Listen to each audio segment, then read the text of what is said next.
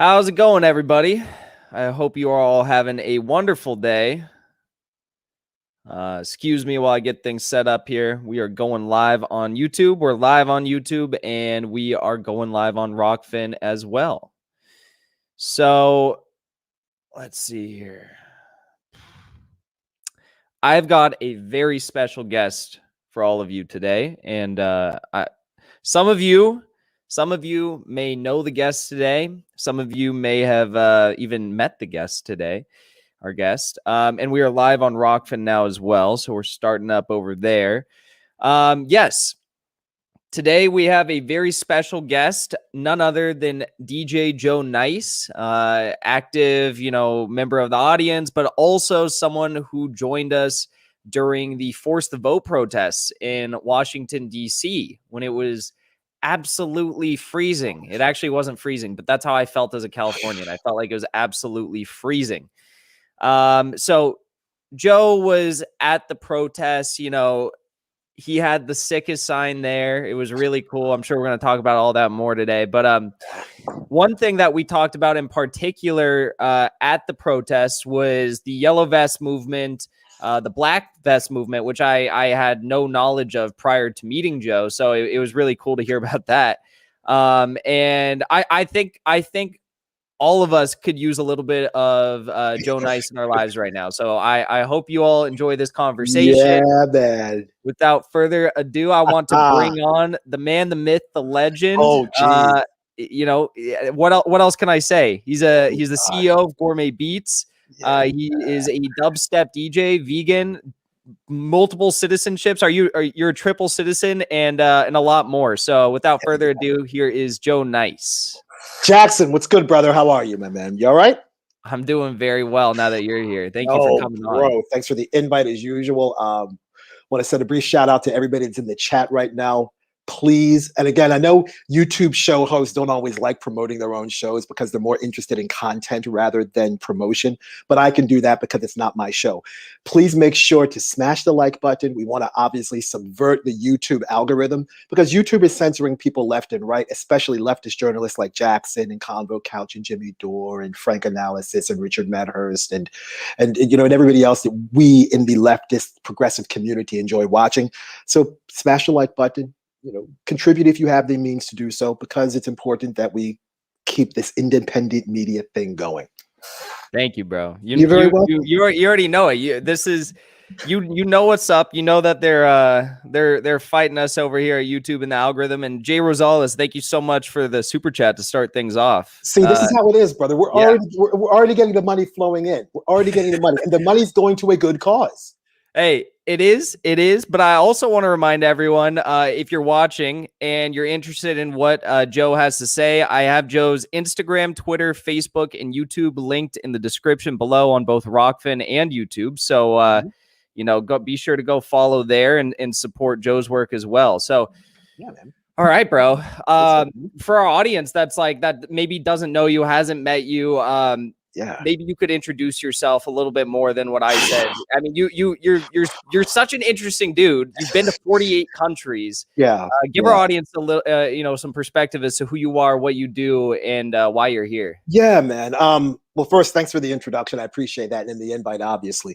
Yeah, I mean, a lot of what you said is true, and even if it wasn't true, I'm still sticking to that story. But no, but it is true. Yeah, it is true. Yeah.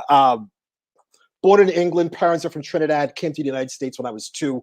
I do have citizenship in 3 countries. I'm a dubstep DJ. I'm the reason that dubstep, that genre of music, is in North America. So all these other guys that started playing all this bro step and stuff, it was me. I brought it over. Got a couple of master's degrees. Haven't played a show. Yesterday was my 1-year anniversary of not playing any shows. Wow. 1 full year. Yeah. And I'm sorry. Oh, bro, let me tell you, my last show was March 14th. And of all places, I was in Sarajevo, Bosnia when I was playing that show. Oh, yes. Wow. It's my 4th time being there, and I love it. And I was 3 shows into a 10-show European tour. The entire world decided to close up shop. And I had a choice of either staying in Eastern Europe or coming back to the United States. If I could rub a crystal keg and see what's on tap, knowing what I know now, there's no way I would have gotten on that airplane to come back to North America. There's Yeah. no way. And you got to remember, this time last year, before the pandemic, I was living in Vancouver, Canada with my, unfortunately now, ex-girlfriend. So so I left America June of 2019 because I already knew that this place was crazy.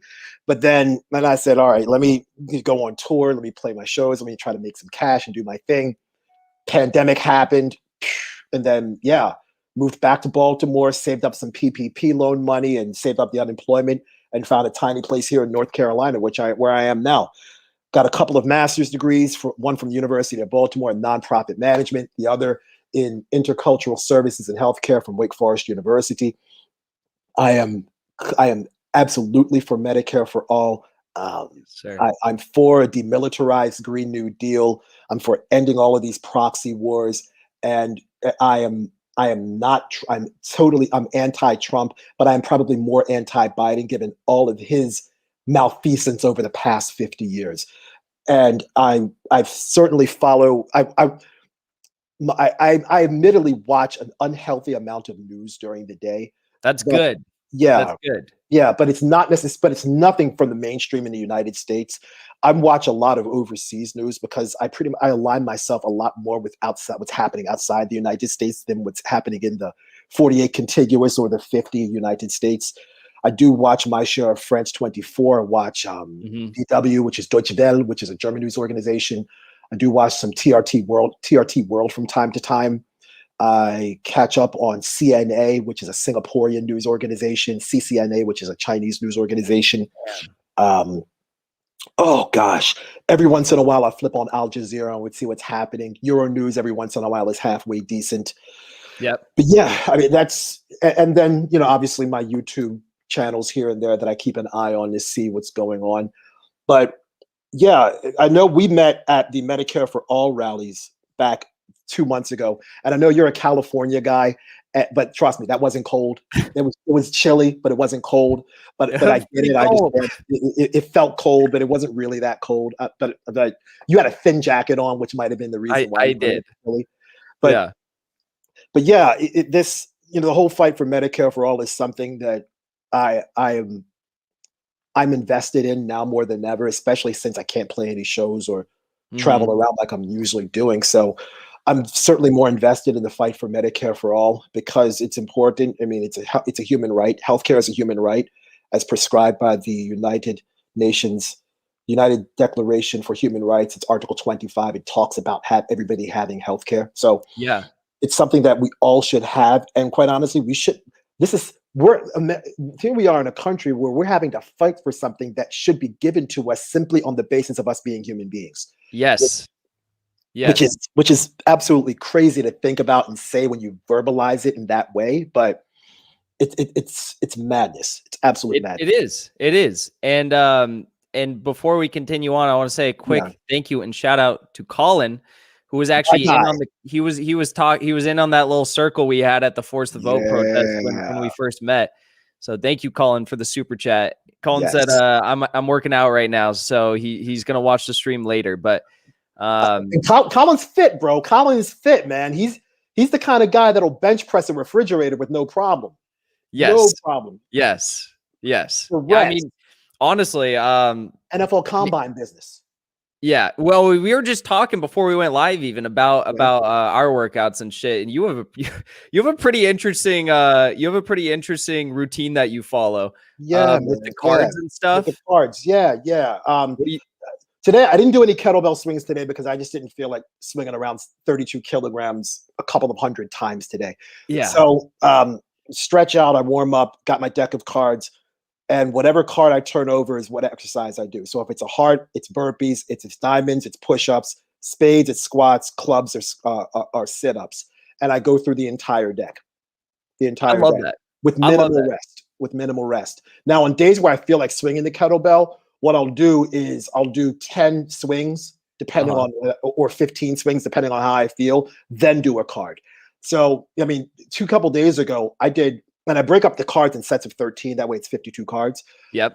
The other day I did 3 sets. It was, so 39 cards, was 390 swings and a bunch of push-ups, squats, and burpees. Yeah. And I was feeling it the next day. So I didn't do anything the next day. You're feeling yourself. Well, you know, you got to stay No, fit if you're a part of the revolution. You definitely got to stay in shape, stay mentally healthy. You got to do all that if you're part of the of revolution. course, man. Of course, of course. You got to be on your feet too. Yeah. So and you were talking about oh, thank you to Ibanez 690 for the super chat as well. Appreciate that. General strike now. Yes, I agree. That we are going to be talking about that today. So Oh be yeah, sure to stick around for this conversation. please stay. But one of the ways in which you know, you've been able to develop this you know, wide understanding of what's going on a global scale, Right. been able to witness, participate in things like the Yellow Vest movement, Yeah. is that you are a world traveler by virtue of your job. You've been, Yeah. like I said, to 48 countries. I can't even fathom like going to 48 states, let alone 48 countries. But I think that is so badass, and I aspire to be on that level one day, because like it really is how you establish a more worldly view of politics, of struggle, class struggle, and what's Culture. going on in this world. And also by watching, you know, international news is another good way of doing that. And that was actually when I was talking to Danny Haifong, he discussed that as well. Like I was like, well, you know, he had such a rich understanding of, you know, Asian history in relation to like U.S. history and politics. I'm like, bro, how do you have like this like extremely deep knowledge on all of this? And because like I was just blown away. And he was like, to be honest, like, you know, I've read this book, that book, this book, but like what I do a lot of is I listen to news that is from outside of the United States. Exactly. So that's been a big thing for you, and traveling has been as well, I'm sure. Exactly. Yeah. And long before President Trump, I would, gosh, a little more, almost 5 years ago, came up with the phrase fake news. I already knew that the United States mainstream media was fake news. And I'll share this story with everybody here. I played a show in Sousse, Tunisia. And I think this was back in 2000, I want to say 2008 or 2009 or 2010. It was right around the same time as the Arab Spring movement and right around the same time as the Occupy movement. And I have some really good friends of mine who I miss dearly, who I haven't seen in a long time, who are still in Sousse, Tunisia. And I remember being in the hotel room and watching Al Jazeera. And this is the actual Al Jazeera based out of Doha. And they're talking about the Occupy protests. And they're showing Occupy protesters getting beaten up, cops arrested them, bashing their heads in. But you turn on MSNBC, NBC, CBS, Fox, and ABC, and what are you seeing? Oh, just a couple of arrests, nothing to see here. Everything is okay. Just a couple of minor disturbances. And bear in mind, Jackson, that there's, I guess now, what, 5 major news networks? 4 of them, their world headquarters is in New York City. The 5th one is in Atlanta, Georgia, and that's CNN. You can get from Atlanta, Georgia, Hartsfield-Jackson Airport up to JFK Airport on a Delta Airlines flight, drops you off at Terminal 2 in JFK Airport, 2.5 hours. You take one of those $16 buses across the water. You're in the Wall Street financial district area from start to finish in less than 4 hours. So these are mainstream news organizations that are all world headquarters based in the United States and are not telling us the truth about what was happening with the Occupy movement. But here I am in Northern Africa with watching a Middle Eastern-based news network, and they're showing me everything that is actually happening on the ground. From then on, I was like, yeah, you know what? This mainstream news thing in the United States, it's total BS. I'm not with this anymore. I'm not with this. And the more you watch, especially some of the legacy media, or you watch these nighttime shows, these nighttime show, these cash cow nighttime shows like a Rachel Maddow or a Sean Hannity or a Chris Hayes or a Laura Ingraham or a Lawrence O'Donnell, there's really not much difference between them. There really isn't, because the rhetoric that they show on these channels, it really isn't that much different from each other. The only difference is the political parties or ideologies that they represent.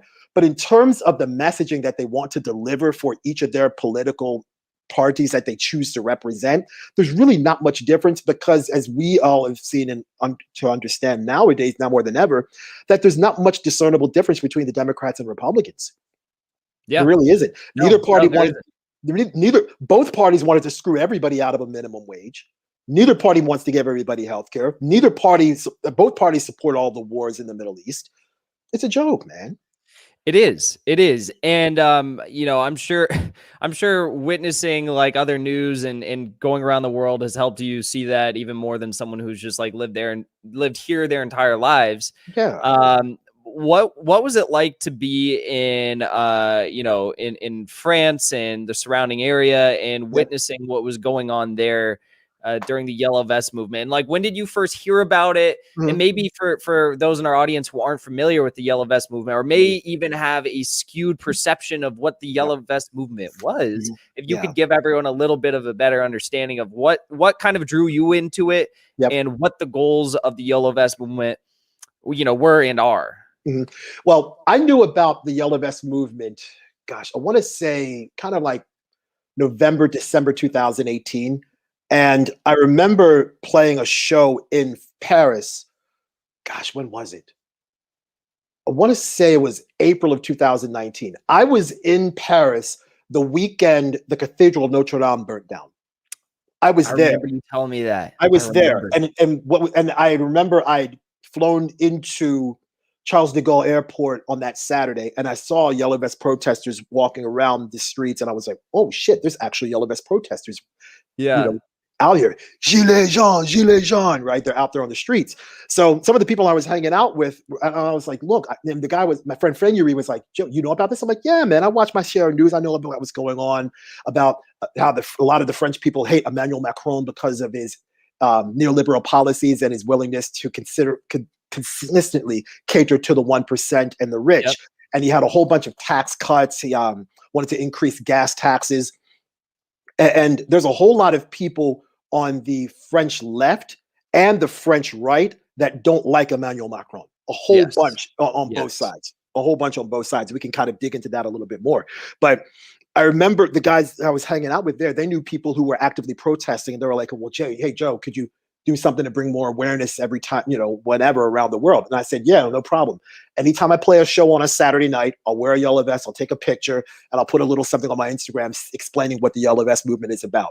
And if you can scroll through my Instagram from 2019, all those Saturday night shows, I'm out here with a Yellow Vest. And all the protests and all the that I've been doing over the past year and a half, I walk around the streets with a Yellow Vest because it's important that people need to understand that there has to be some sort of movement of the people. Bob Marley said that. He said, "Exodus, movement of the people." There has to be a movement of people. There has to be feet in the streets when we're talking about fighting for these 4 freedoms that we're talking about on the shirt right here: humanity, freedom, equality, and survival. These are the 4 fights that, quite honestly, Black people have been dealing with for over 400 years. But white people now, ever since COVID-19, are having to deal with these same 4 fights, but the contexts are a little bit different. So now when you talk about the Yellow Vest movements, and I guess the political situation we're dealing with in France, then the previous French election back in 2017, you had a leftist candidate named Jean-Luc Mélenchon, who is to the left of Bernie Sanders, but not quite Jill Stein or Howie Hawkins. Mm-hmm. So in an Overton window, if you're taking notes and you got a pen and paper, let's draw this up. Now you have Emmanuel Macron, who is a total centrist. He is basically the French white version of Obama, but maybe a little bit to the right of Obama. And then you have the far right candidate named Marine Le Pen, whose father was as racist as they possibly could be, whose father supported deporting anybody who wasn't a French person from France, who's a total racist. So Marine Le Pen, in terms of the Overton window, is right wing, but realistically slightly to the left of Trump. Marine Le Pen wants to leave the Schengen area. She wants out of the EU. So, and Emmanuel Macron, he's the leader of the En Marche party. And before he got into office, he was a banker. He was the former finance minister for France. He used to work for the finance holding company for Rothschild and Company. Okay. So we're painting. This guy is total 1% neoliberal, total business class. He oversaw loads of acquisitions and mergers. He tried to hold back large tax increases Mm-hmm. for the wealthy.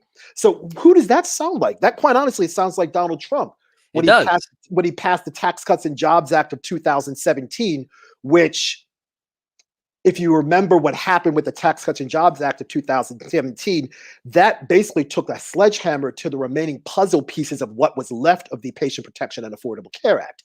Because the Affordable Care Act goes on what's called a three-legged stool model, or a three-pillar model of access to insurance, government subsidies, and the individual mandate.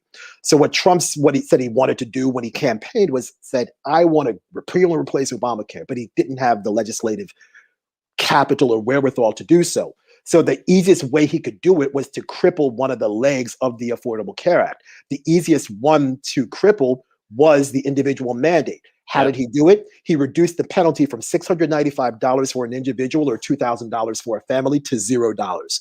So part of the reason why insurance rates went through the roof after the Tax Cuts and Jobs Act is because young, healthy people that wanted to buy insurance now didn't have to buy insurance because they weren't going to be penalized.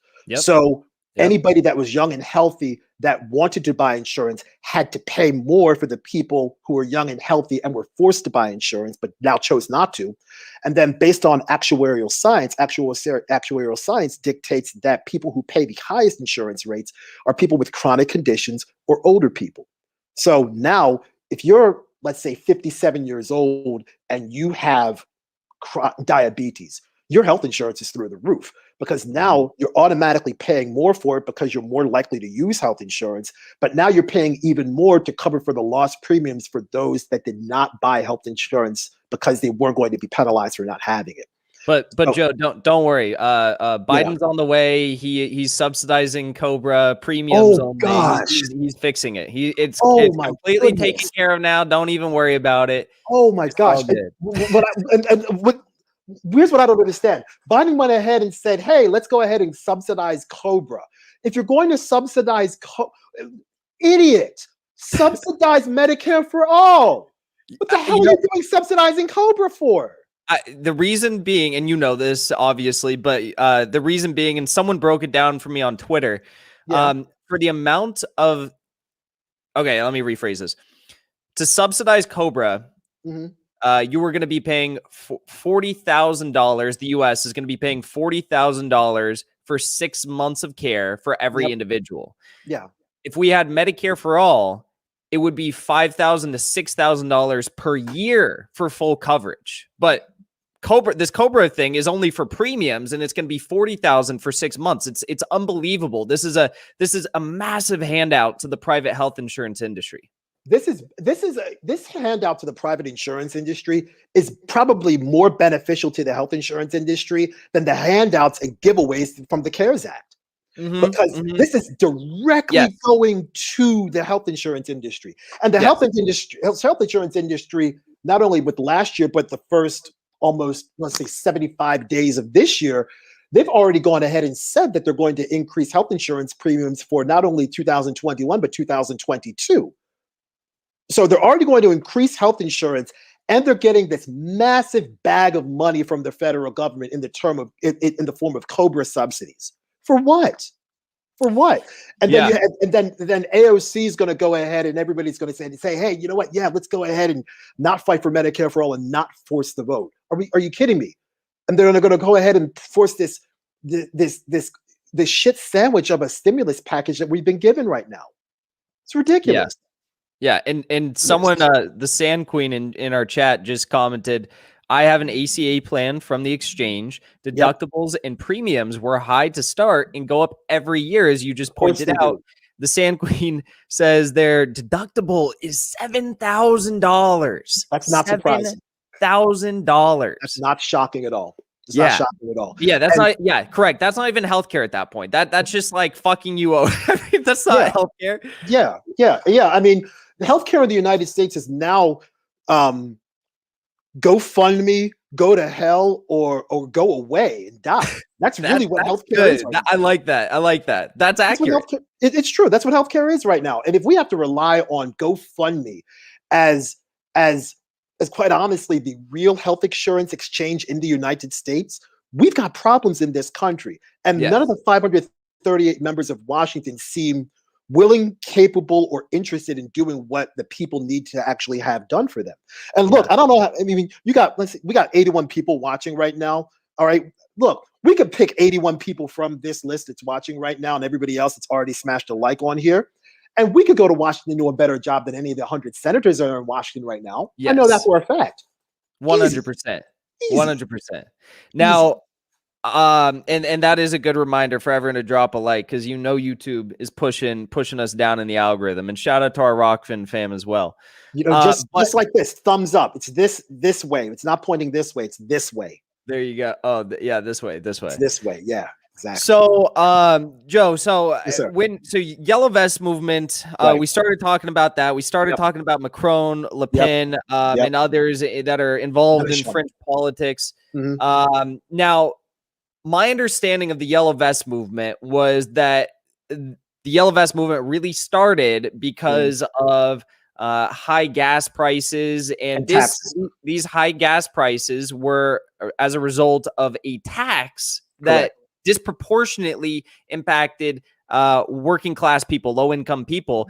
And what the mainstream media in the United States did surrounding the Yellow Vest movement and their coverage of the Yellow Vest movement was they said, oh, you know what? This is just a bunch of right-wing climate change deniers who are getting on the street and protesting. They're all wearing their yellow vest. They're deniers of climate change because they're retaliating against an environmentally friendly policy that Emmanuel Macron had instituted. When in fact, all of these people were, most of them were supportive of the science of climate change. They understand what's going on, but they say, why are you instituting a tax on working class people to try and cover and pay for the solutions that need to be addressed to cover for the cost of what the wealthy have been doing? The wealthy are the individuals who have been exacerbating climate change for years. So why are you taxing us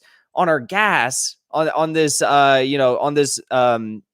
low income tax, essentially? Why are you taxing us? Why are you impacting us when you should be going after the wealthy? Is that a good summary of kind of what sparked the movement? It is. And it's a wonderful summary. And thanks for clearing that up. It actually is a wonderful summary. And realistically, many of the Yellow Vest or Gilets Jaunes supporters, they're working class people. And in many instances, they're coming from small towns, and they are typically caregivers, they're delivery drivers, they're factory workers, they're low wage earners.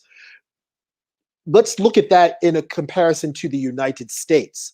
Think about the delivery drivers, think about the caregivers, think about the factory workers that we have in the United States right now. Those would be the quote unquote heroes that our federal government says that are so brave and working through this pandemic, but the same heroes that can't get a $15 minimum wage from the federal government. So the same heroes that are in the United States that Nancy Pelosi, Chuck Schumer, Lindsey Graham, Mitch McConnell, whatever president in 1600 Pennsylvania Avenue don't want to do anything for, the Yellow Vest movement are those people. But conversely, the Yellow Vest movement are also all of those, quite honestly, on January 6th, when many of those Trump supporters stormed the Capitol, there's a whole lot of disenfranchised middle-class white people who have been squeezed by not only 8 years of Obama, but were lied to by 4 years of Trump, because they're part of the reason why in 2012, many of those disenfranchised middle-class, middle America white people decided to vote for Obama in 2012 and 2016 is because they were tired of Bush. Many of them did not see their lives materially improve after 8 years of Barack Obama's neoliberal craziness. So they said, oh, we're not voting for Hillary Clinton because you're an extension of Obama. I'm going to go with somebody else. I'm going to go with Donald Trump. And I say brilliance with air quotes or linguistically scare quotes, because part of the brilliance of Donald Trump was his ability to speak the language of the disenfranchised. So he was able to reach out to middle America and effectively use dog whistles to clearly communicate his objectives. So when he said, I'm calling for the complete shutdown of Muslims entering the country, that to middle America if you're anti-immigration, that's perfectly speaking their language. When he refers to people that are coming in from south of the border as bad hombres, he knew exactly what he was doing. And Yep. let's take it to another step. If you're a low wage earning white person and you live in a trailer park, or you live in Section 8 housing, wherever, and you're struggling to make ends meet, and somebody who from south of the border has come in, decided to work for less, and the management of the company decides to not pay them any benefits and decides to exploit Central American and South American labor and kicks you out of a job. And somebody from Washington says, hey, I'm going to get all these bad hombres out of the country, and you got a family to feed. Who are you going to vote for? Are you going to vote for the person that is maybe anti-immigration and clearly racist, but will also make sure that you're able to keep a roof over your head and food in your kids' mouths? Or are you going to vote for the guy whose policies led to this situation where labor was able to exploit this workforce? Exactly. That's what happened. So many of those Trump supporters that stormed the Capitol building, but not necessarily were crazy enough to walk into the building, to borrow a phrase from Marianne Williamson, she said many of those people are politically homeless. And to go back to the French comparison, there's a whole lot of people on the French right who are Le Pen supporters that are also supporters of the Yellow Vest movement, because they are also anti-establishment. They are also anti-1%. They are also anti-neoliberalism. Yep.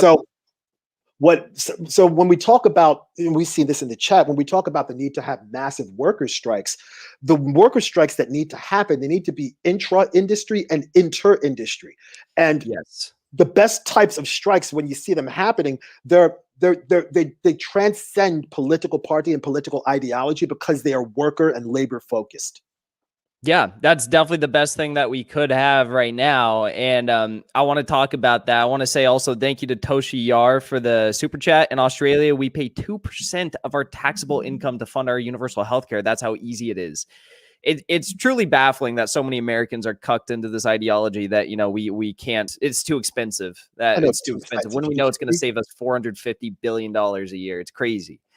Yep. But okay, getting back to Yes. to having an intra-industry, strike movement, an intra-party or ideology movement,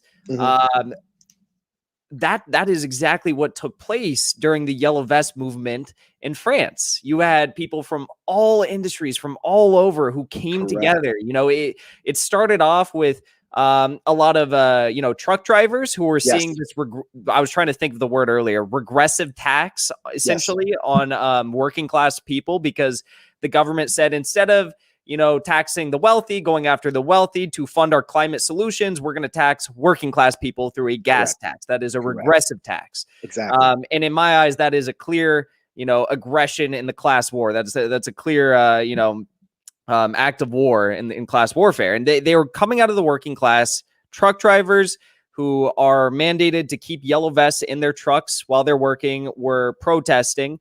In fact, all drivers in France have to wear drivers. Yeah, if you own a car, you have to have a yellow vest in your car. Okay, so all drivers. Rules. Yeah.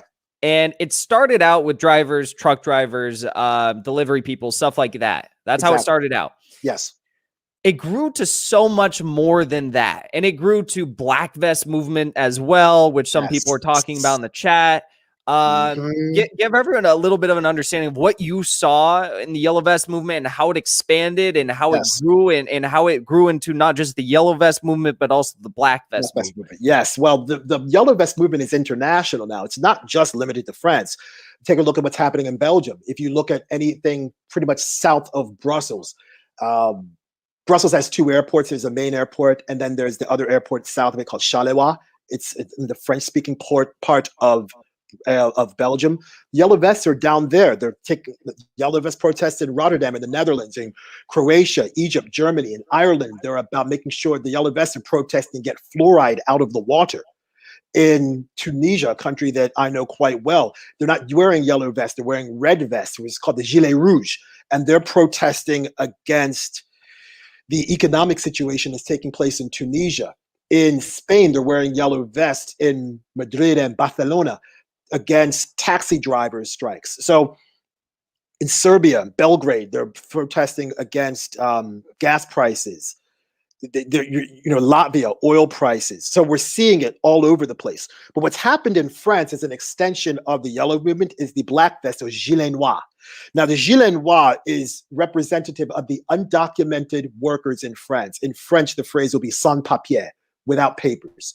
Okay. And many of France's undocumented workers come from former French colonies. And if you know about colonization of Africa specifically, many of the Gilets Noirs are dark-skinned African people that have come to France to look for work. They are economic migrants. Now, you do have some people coming from Middle East and Northern Africa, Tunisia, Egypt, Algeria, Morocco, that are also making their way into France as part of the Gilets Noirs. But the Gilets Noirs is mostly African people. And if you don't have any papers, if you are sans papier, you don't have any rights. You don't have rights to healthcare. You don't have rights to citizenship. You don't have rights to housing. So many of these Gilets Noirs are homeless, and they face considerably higher rates of police brutality than other people. Bear in mind, many of these Africans who have come to France as part of to look for work and have involved themselves in the Gilets Noirs movement were the same Africans that stood along French troops in World War II, and then were killed by French troops in what is called the Thierry massacre. You all can go ahead and Google that, look that up. It's a whole other situation. Now, the black vests, to compare this in America, face quite honestly, the racism of Black people or Black Lives Matter protesters in the United States, but they also face the labor exploitation and the labor struggles of our Latino brothers and sisters that come to the United States looking for work. Okay. So when you see migrants, economic migrants coming from Mexico, Honduras, Costa Rica, Belize, Panama. They're really refugees, like economic refugees. That's exactly correct. And they come to the United States to look for a better life. And yes, in many instances, corporate America, or not even corporate America, but small town America exploits them and pays them substandard wages and says, if you go ahead and report me, I will have you deported. I'll call ICE and deport you. That is a similar situation that is taking place in France right now with the Gilets Noirs. Emmanuel Macron's immigration policies have ramped up deportations and detentions. France detains more migrants than any other country in Europe. And that happened under Macron. That happened under Macron. That didn't happen under the previous president, who is actually now serving a 3-year suspended sentence for corruption. Go figure. But the black vests, they're represented by a lady named Danielle Ogbono, and she is originally from Gabon. Gabon is a former colony of France. And she is a member of the French National Assembly, and she is a member of the leftist party called La France Insoumise. And the head of the left party, and that's the literal name of the party, the left party, is Jean-Luc Mélenchon, the leftist candidate for the presidency of the United States. So Danielle Ogbono has been representing the black vests. The black vests are about 2,000 strong. They have occupied spaces like the Pantheon. They've had sit-ins in places like churches. They've sit in Charles de Gaulle Airport. Most of them have protested against a corporation called Elior, which has been notorious for exploiting migrant workers. And they're a catering company that exploits migrant workers. In addition, this company, Elior, has also exploited these Gilets Noirs protesters to the point where they hired them out to clean detention facilities where people who are part of the Gilets Noirs movement have been detained and are set to be deported. Think about that. I want everybody to think about that. Could you imagine the outrage and uproar if a bunch of people from South America or Central America came into work and they worked without papers or without the legal documents, and then a company hired them out to clean out the cages at the border that Biden and Trump had kids in? Could you imagine the outroar? That is what's happening right now. That's what's happening right now. And the mainstream media is not talking about this. The mainstream They're media is not. not talking about this. No one's They're talking not. about this. No, they're not talking about this. And when they do talk about the yellow vest movement, and they don't talk about the black vest movement, when they talk about the yellow vest movement, they paint it as some like right wing. They'll use their like weaponization of the word populist as it's a bad as if it's a bad thing. They don't talk about that they're fighting for an increase to the minimum wage, that they're fighting against austerity politics, that they're fighting for wealth taxes, that they're fighting for government transparency and improvement of standard of living. Like all of these things combined, right? They never talk about that. They never talk about the facts that, what was it? We had 11 people died in these yellow vest protests, thanks in large part due to the intense levels of police brutality and aggression and violence. You had in total probably over 5,000, but official source here says 4,439 documented casualties throughout these protests. So they don't talk about this stuff. Of course not. And the police situation in France, it's not nearly as genocidal and homicidal as it is in the United States. But let's not forget, France has had more than its share of police brutality. Let's take a look at the situation with Adama Traore, who was sodomized and brutalized and tortured by the police. Let's not forget the situation that took place a little more than a year ago with a Frenchman of Algerian descent named Cédric Chouvet, who was strangled by the chokehold by the French police and killed by the French police. The last words that he said, Cédric Chouvet said, "Je suffoque." "Je suffoque" in French means I am suffocating, or translation, I can't breathe. Where have we heard that phrase before? We heard Eric Garner say, I can't breathe. We heard George Floyd, the man on this pin right now. We want justice for George Floyd, everybody. We heard him say, I can't breathe. We had a situation in Bogota, Colombia, with a Colombian lawyer named Javier Ordóñez, who was 41 years old, father of 2 children, who was killed by police with a chokehold. And his last words were, "No me ahogando," which means I am drowning, which translated loosely means I can't breathe. So we're seeing this sort of police brutality, not necessarily on the grand scale that we see with the militarization of the police forces in the United States, but we're seeing it happen in France. We're seeing it happen. Look at the situation where there's a French music producer named Michel Zecler, who mistakenly left his music studio without a mask. He goes back inside to get his mask. The police started messing with him. The police were beating him up. And then the police charged him, Zecler, with assaulting a police officer. Lucky for everybody, Michel Zecler had a video camera and caught the entire incident on tape and caught the police lying. And there were massive protests for Michel Zecler. All the charges were dropped, and now the case is in court because it's a police brutality case where Michel Zecler got beat up by the police when he had no business being beat up by the police because he forgot his mask. And the second he forgot his mask, he walked back in his studio. Police barged into the studio and beat him up. And then the police lied and said that he beat them up. I mean, it's nothing new, though. It's like we see that all across the world on like a week by week, day by day basis. Joe, so you are a dubstep DJ. You've been all across the world, as we've talked about. Yep. I'm sure in your shows you share your music with both working class people and with people who are more affluent, like all across the board of all political backgrounds, economic backgrounds, religious backgrounds.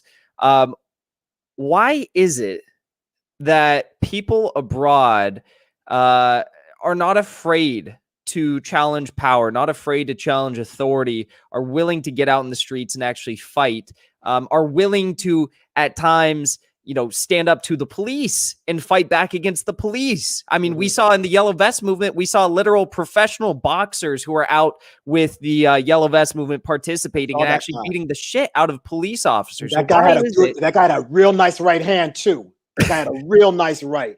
He did. That right hand over the top, turned it over. Yeah, he knocked the shit out of that cop. So a lot of people would consider that an act of defense, considering what the police officers were doing. It's not an act of, it's not offensive. It's not aggression. It's purely defense. So why is it that people in the United States don't even feel the sense of urgency to get out in the streets and to challenge power and protest at the scale that we see in just about every other country, on every continent on the planet. I think there are two. I think it's really one reason, but there's some stratification in that one reason. The one major overarching reason is many of these other countries have considerably more developed social systems than the United States. And specifically, the social system that I wanted to discuss is, quite honestly, healthcare. And in many instances, people in America are too afraid to lose their jobs if they go get arrested and they go to a protest. And guess what? If you lose your job, you lose your healthcare. That's true. And That's very in true. many of these other countries, there is nationalized healthcare, especially in France, who, according to the World Health Organization, every 10 years they do what's called a health efficiency survey. And the French healthcare system is the #1 ranked most efficient healthcare system in the world. And if you know if you know anything about the history of French medical care, and I know a little bit about it, there's the guy who invented the stethoscope. His name was what's his name? René Laennec. He's French. Louis Pasteur, who created pasteurization, but he also created the vaccine for rabies and I think anthrax. French. One of Louis Pasteur's patients was a 10-year-old blind child known as Louis Braille, who created the system of Braille. He's French. So interesting. Yeah, so the French, and there's a guy named Joseph Guillotin who was against capital punishment, but wanted to make mechanical beheadings more efficient. So he decided to create this machine that chops off the heads of criminals, the guillotine. He was also French. Okay. So the French healthcare system is rather robust, and protesting in France is just part of the culture. But we're seeing this in other countries also. We're seeing protests take place in Istanbul, Turkey. There was protests for International Women's Day last week, where a bunch of women protesting for women's rights in Turkey shut down the Istiklal. And I've been to Istanbul probably 6 or 7 times. If you remember where the protests were taking place several years ago against Tayyip Erdogan, where the protests were taking place at Taksim Square, and at the opposite end of this long street was Gezi Park. That street in between Taksim Square and Gezi Park is the Istiklal. And the Istiklal is always open for business. It's like Times Square. It's like the Strip in Las Vegas. It's always open. You can always hear somebody playing some sort of instrument. You can smell the chestnuts a mile away because they're always roasting chestnuts out there. And there's always cats walking around too. So a lot of stray cats in Istanbul. But there are people, they shut that entire street down. They shut it all down. There are protests taking place in Paraguay with the indigenous people, the Maya Gorani, that are fighting for their rights. There are protests taking place. The garment workers in Myanmar, they're on strike right now. There's still 250 million people in India, the farmer strikes that are shutting down. They're shutting down right now. So Brazil, there are protests against Bolsonaro and their left-wing candidate, a guy. What's his name? Lula da Silva. Lula. Yeah, Lula da that's Silva.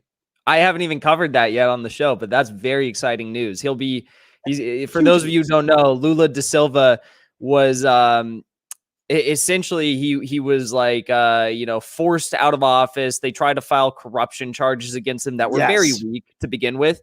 But he was just vindicated in in the Brazilian Supreme Court or something. They completely exonerated him and said he's not guilty of any of these charges, these political charges against him. Now the left-wing candidate, the socialist candidate, Lula da Silva, is set to be able to rerun for president in 2022, potentially against Jair Bolsonaro. And he will probably win, and he will win in a landslide. When I mean a landslide, he will win in a similar margin of victory, similar to what happened with Janine Áñez and Luis Arce in Bolivia. Yes. Let's talk about that. Everything that's happening in Latin America right now. I mean, it truly is like a revitalization of what do they call it? The pink tide, where it's like all the socialist movements bubbling up to the surface right now. I mean, you have Bolivia, you have Venezuela, just in astounding numbers. They chose to reelect both Maduro, but also electing members of Maduro's party to the I think they have the parliament there. You have Brazil, as we just talked about. Yes, You have so many countries that, and Chile, you could talk about. There's so many countries that have a growing socialist movement in Latin America. You have Paraguay. With, I mean, I'm not even familiar with that. Tell me about that. Yeah, with the indigenous people, the Mbaya Guarani, I think is the name of the indigenous people. They're protesting against Mario Abdo Benitez and his right-wing government and his handling of the coronavirus, of the pandemic. The indigenous movement in Paraguay, they want Benitez out. And there's continued pressure, and there's talk of mass worker strikes taking place in Paraguay. So this sort of pink tie revolution that we're seeing right now in Central and South America, it's not too dissimilar to what is happening with the Arab Spring movement a little more than a decade ago, where you had a movement of the people that stood up against these repressive governments in the Middle East and Northern Africa, and they stood up and they fought for their rights. Mm-hmm. And they overthrew many of these authoritarian leaders that were holding their people back in a variety of ways, and destroying the economy and taking away many of their benefits as a result of neoliberalism and capitalism. What do you think the United States labor movement and generally speaking, like leftist movement, anti-establishment, people who I guess hold anti-establishment sentiments in the United States, what do you think we could collectively learn from what you've seen taking place for all of these leftist, socialist, anti-establishment movements, either in Europe or in Africa or in Latin America? What I think we can take away from this is that we need to have protesting as part of the culture of day-to-day life, not as something that happens when another Black person gets killed on the street, or when we memorialize somebody who died at the hands of a police officer, or we remember, well, this coming year is going to be 20 years since September 11th. I guarantee you there's going to be some sort of activity around that. So protesting needs to be a part of the culture of the United States. It just can't be something that we do here and there and whenever we feel like it. What we need to take a look at is these movements have been consistent. They're consistent.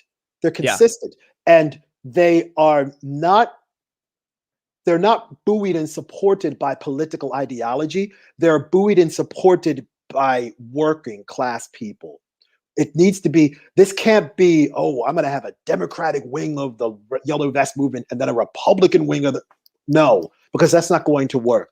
Because I've been in plenty of protests where I've heard the following, where I've heard the words, fuck Donald Trump, fuck Biden too. Both of them don't give a fuck about you.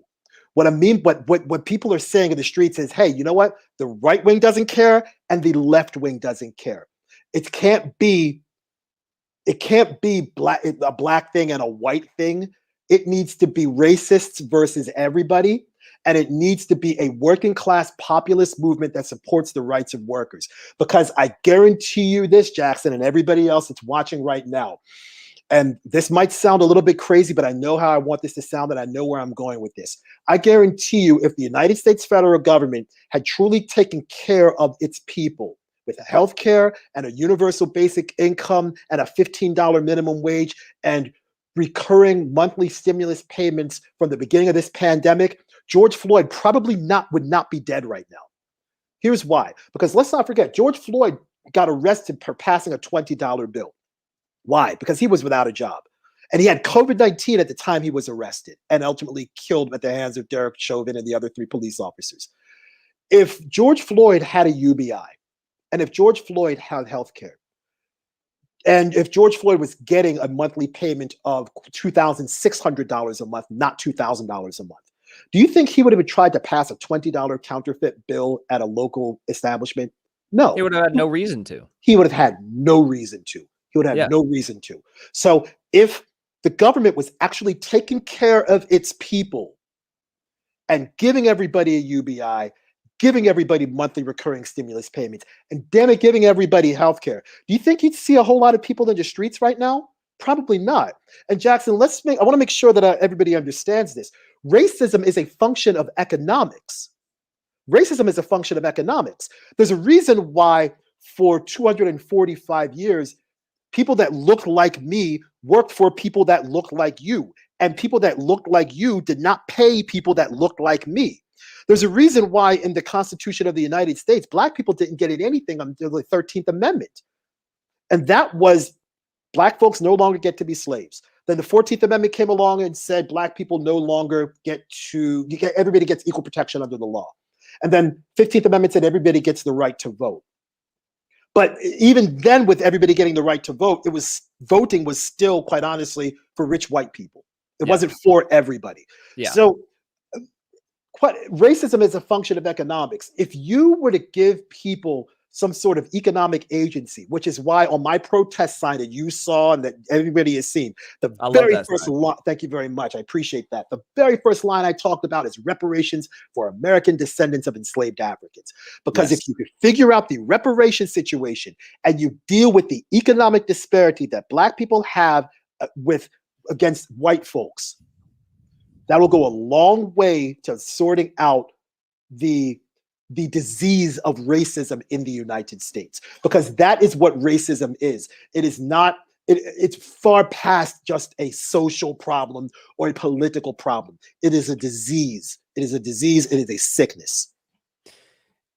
What do you think about that? Because I mean, we talk a lot about reparations for people in the United States, either Black people or descendants of slaves. Yes. What do you think about the idea of reparations for citizens of countries who we've absolutely destroyed as the United States? I mean, obviously, first we all know what needs to happen first, but as far as repairing, our sins, for a lack of a better word, abroad, right. I definitely am supportive of the idea of, these countries that we have launched regime change wars in, for-profit wars, imperialist wars, that we have placed sanctions on, that have, decimated economies and ruined the lives of everyday people. Yes. All of this and more, right? I think that we, as the United States, as the richest country in the history of this planet, the only thing to do is to provide some form of reparations to the people of these countries. And then maybe we won't have people from all across the world who are fleeing to imperialist governments, well-off governments, affluent governments, to try and flee hardship. You know what, Jackson, I agree with that, but there's already been plenty of evidence of the United States paying reparations to countries, paying reparations for their wrongdoing. The United States paid reparations to the Japanese for internment camps. The United take a look at the Germans paying reparations to Jewish people. Take a look at Canada paying reparations to Japanese people as a result of internment. Take a look at the United States paying some form of reparations to indigenous Native Americans. So reparations have been paid, but not nearly enough as we need to. That's true. Because quite honestly, the United States, for every country that we've been bombing, we should be going back in there and building back those countries, because Biden was the one that said, hey, let's build back better. Hey, Biden, I got a better idea. If you want to build back better, yes, build back the United States, but let's start building back all the countries that we bombed over the past 40 or 50 years. Let's do that. Let's do that. And something that we've talked about with regards to internationalizing the struggle, I do a podcast series every week called Joe and Cat Chats, and one of the episodes that we did was about colonialism, and we talked about the various reparations movements and the various countries that were major colonizers around the world. And my parents are from Trinidad. Trinidad was a colony of England until 1962. England colonized much of the Caribbean. France colonized much of Africa. So did Belgium, so did Spain and Portugal. In fact, the original colonizers of Africa were Spain and Portugal. And let's not forget, the first Africans that were trafficked from present-day Angola and brought to Point Comfort, which is now Fort Monroe, Virginia, in the Hampton Roads area, were brought on a bunch of Portuguese ships to that area in Virginia on or about August 20th, 1619. So it wasn't French people that enslaved Africans first. It was the Spanish and Portuguese that did this. So what needs to happen around the world is a reparations movement of people who have been colonized going against the countries that were colonizers. Yes. So for someone like me who is not a descendant of an African American, my parents are Caribbean, I wouldn't necessarily have a claim for reparations in the American descendants of enslaved Africans diaspora. Yes. My reparations claim would be against England. And there is a group of countries in the Caribbean called CARICOM. And there, if you go on their website, there's a current plan to pursue reparations for all those Caribbean countries against the countries in Europe that once colonized them. CARICOM? CARICOM. Yes, sir. Okay. Wow. Yes. I didn't know that. I didn't know that. Yes, it's out there. It's out there. Oh, you're always dropping knowledge. I love it. I love it. I'm out here, man. I'm out here. I'm out here for the people. No, you really are. You really are. And you know, and there's something to be said also about like providing reparations without strings. Because like if you look at Japan, if you look at Germany, it's like they have followed in the suit of the United States as far as like what their foreign policy objectives are. Yes. And it's pretty clear that there are strings attached to some of the support that the United States has given in building back countries after wars and things like that. Correct. I think what we need as far as the United States, when they provide, hopefully one day, you know, reparations or economic support for countries that we have destroyed in one way or another, is support reparations without strings attached. Like you guys make sure that it's of course going to the people, that is going to actually improve lives rather than just some, you know, warlords in a given country or something like that, which is also something the United States has done in providing funding and aid to certain countries. Exactly. But actually making sure that it goes to the people and kind of just hands off. You guys do what you want with it. Use it in the best way that, you know, your people think it should be applied. Correct. And that is one thing that we have never really seen done as far as I can tell think of by the United States. We haven't because the United States is ethnocentric. We think our country, our culture, and our country is better than the people that we bombed out. Yeah. And we want to consistently impose our beliefs and our values on other countries. If you give me a second, I want to grab a book from over here. Yeah. And I want to say a quick shout out to Summer of 1970 for the super chat. Thank you so much. Yes. Good show, Jackson and DJ Joe Nice. Get a burrito on me. Yes, we'll do. We'll do. Yo, Jackson, next time I'm in California, we're going to Cactus in Los Angeles, just on Vine Street in downtown LA. Oh, okay. Cactus has got the burritos, bro. What do you know? Cactus, man? and then we'll go to Mulberry's Pizza, Beverly. Oh boy. Now we're talking. Now we're dealing with it. I want to show everybody in the chat this book. This is a wonderful book by Dr. Sandy Darity and A. Kirsten Mullen. It's called From Here to Equality: Reparations for Black Americans in the 21st Century. If you want to learn more about the reparations movement for American descendants of enslaved Africans, by all means, please pick up this book. Dr. Sandy Darity has a PhD in economics from MIT. He is the head of the Samuel Du Bois Center at none other than Duke University. And Duke University, they're not bad. And I say that sort of tongue-in-cheek because I'm with Graduate Forest, so there's a little bit of rivalry coming out of me right now. But Duke's a wonderful institution. And in this book, he talks about pursuing reparations through a plan called ARC. ARC is an acronym that stands for Acknowledgement, Redress, and Closure. I'm going to say that again in the chat because sometimes I speak a little fast. Acknowledgement, redress, and closure. Acknowledgement. Hey, we did something wrong and we need to fix this. Redress. How can we make this right? Look, what are you saying? Go ahead. Here to equality, right? From here to equality. I'll hold it up. Right, again. Here to equality. I just sent it in the chat, the link to it. There's a brilliant. Yeah.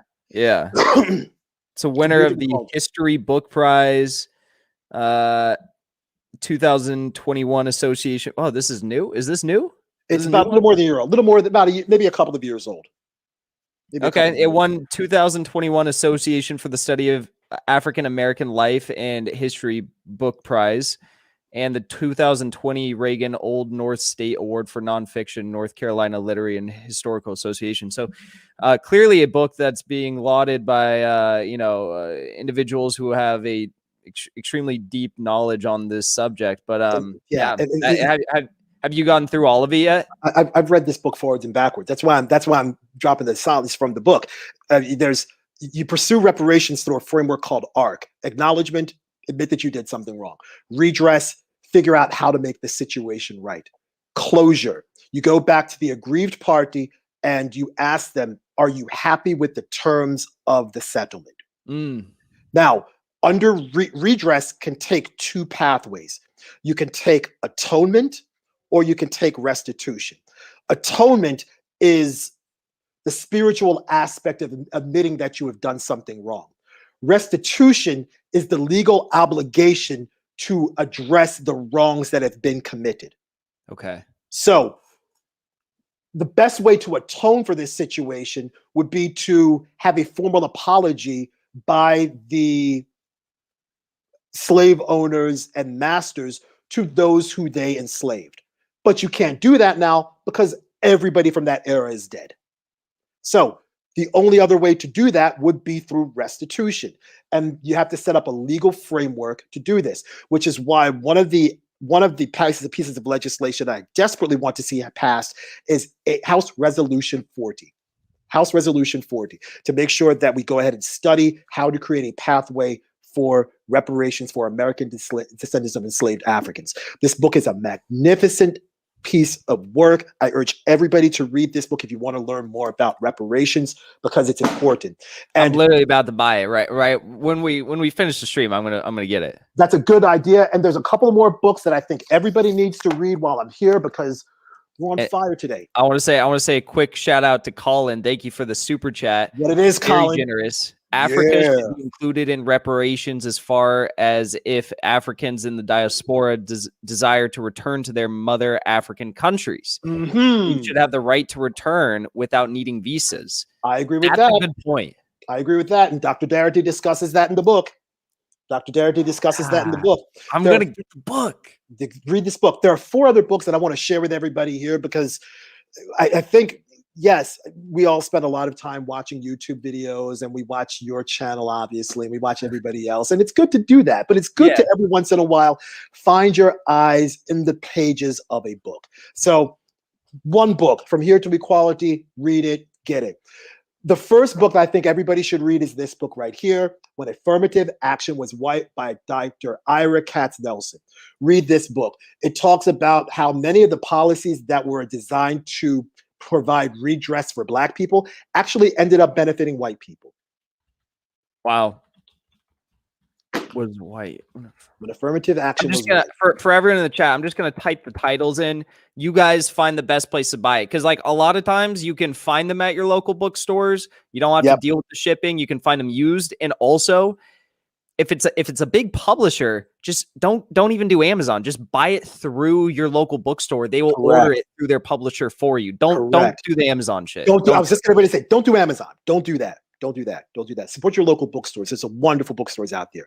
Yeah. This book by Dr. Claude Anderson, Black Labor, White Wealth. Read it forwards, backwards, sideways. Just read it. It talks about the ways that Black people can have it's a search for power and economic justice for Black Americans. Read it. It's a magnificent book. This book by Professor Mercer Baradaran, The Color of Money, Black Banks and the Racial Wealth Gap.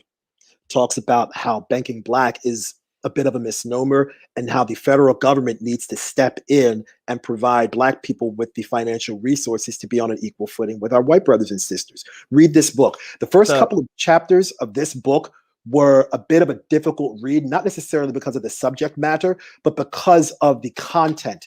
In this book, the first couple of chapters talks about Black people being used as collateral for loans.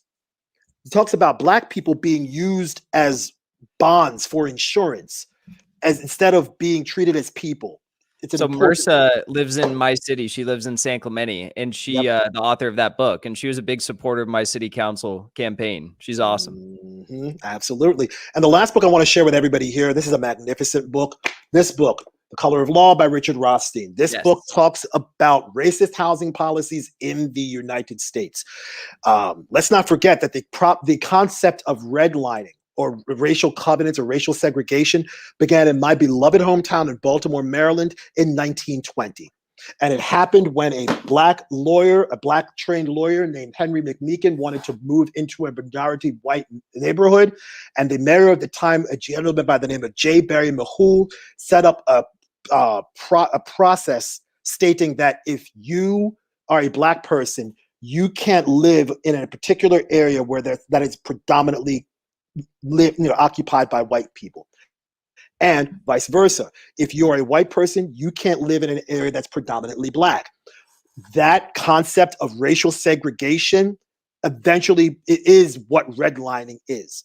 There is also a concept that's discussed in this book called blockbusting. I won't go into all of that. Read the book, buy it. I actually saw this book at Costco the other day for $11. Really? And yes, and I support Costco because they're a lot kinder to their employees, and they pay their employees a living wage rather than Sam's Club, because Sam's Club is Walmart and Walmart is whack, so we don't support them. But yeah, I found this book. I ordered it from a local bookstore. So those are the 5 books that I think everybody needs to read. And part of the reason why I want everybody to read those books is because the institutions that create the social fabric of the United States are slowly deteriorating. And I think we all understand the 7 institutions that everybody participates in some form or another: government, family, the economy, education, religion, healthcare, and the media. Maybe not religion. Fair enough. Not everybody participates, but those are the 7 basic institutions. And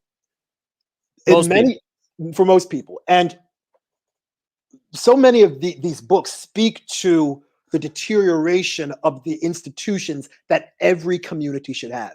And there are 4 institutions that every community should have: a bank, a hospital, a school, and a grocery store. Yeah.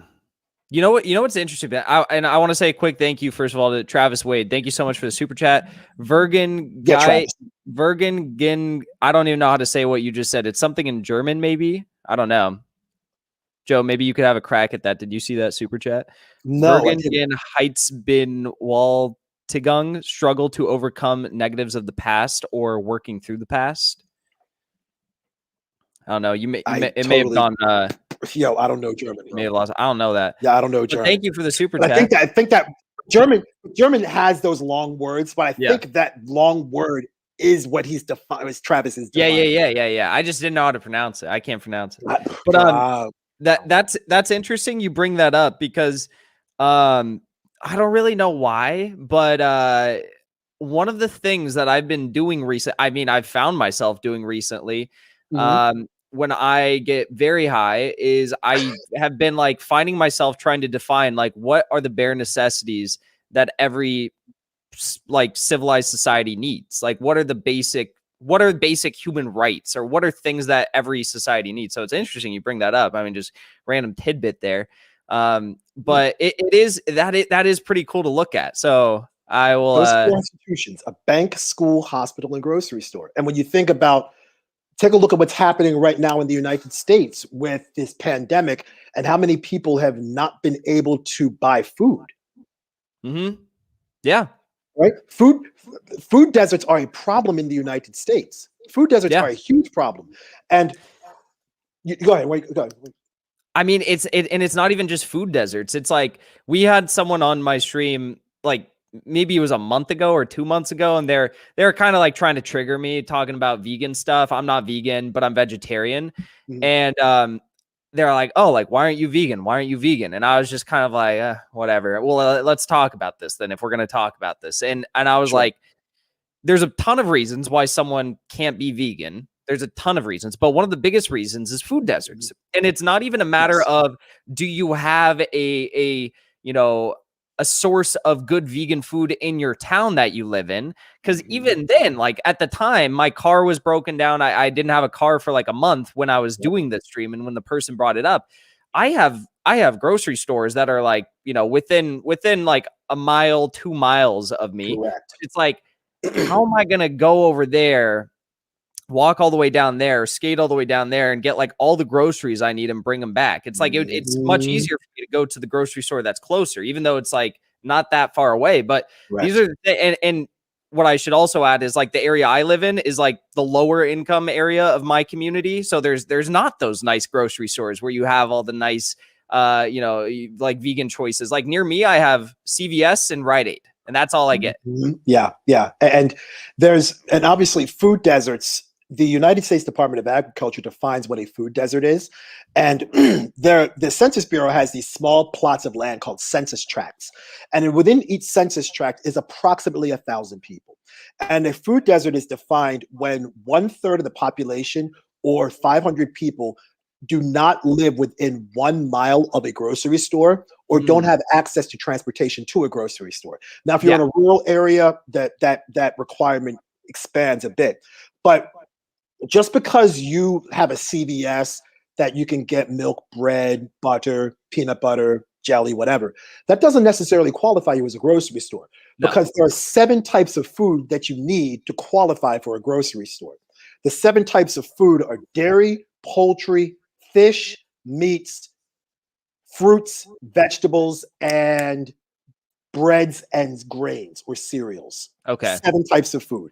So if you walk, for example, if you're in New York City, you walk into a bodega and they've got a couple of pieces of fruit and a couple of heads of lettuce and maybe some kale, and you can buy some cream cheese, that doesn't mean you're a grocery store. So what you're seeing happen right now, obviously, is the proliferation of food deserts. And I am a vegan. I've been vegan for almost 13 years now.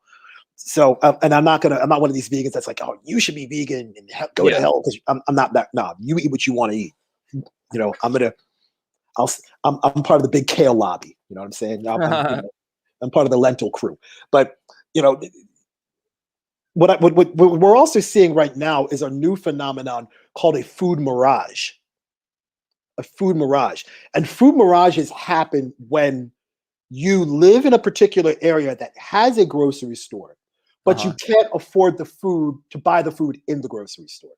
Yeah. So you could live, you could live a mile. You could live 3/4 of a mile away from, you're in Southern California. So you got what? Gelson's, Ralph's, Albertsons. You could live near an Albertsons or Safeway or Vons. You could live near one of those. But if you don't have the $20 to buy the food, what good is having that grocery store near that area for you? Exactly. So, food mirage. And we're seeing that happen more because there are plenty of people before this pandemic that didn't live in a food desert.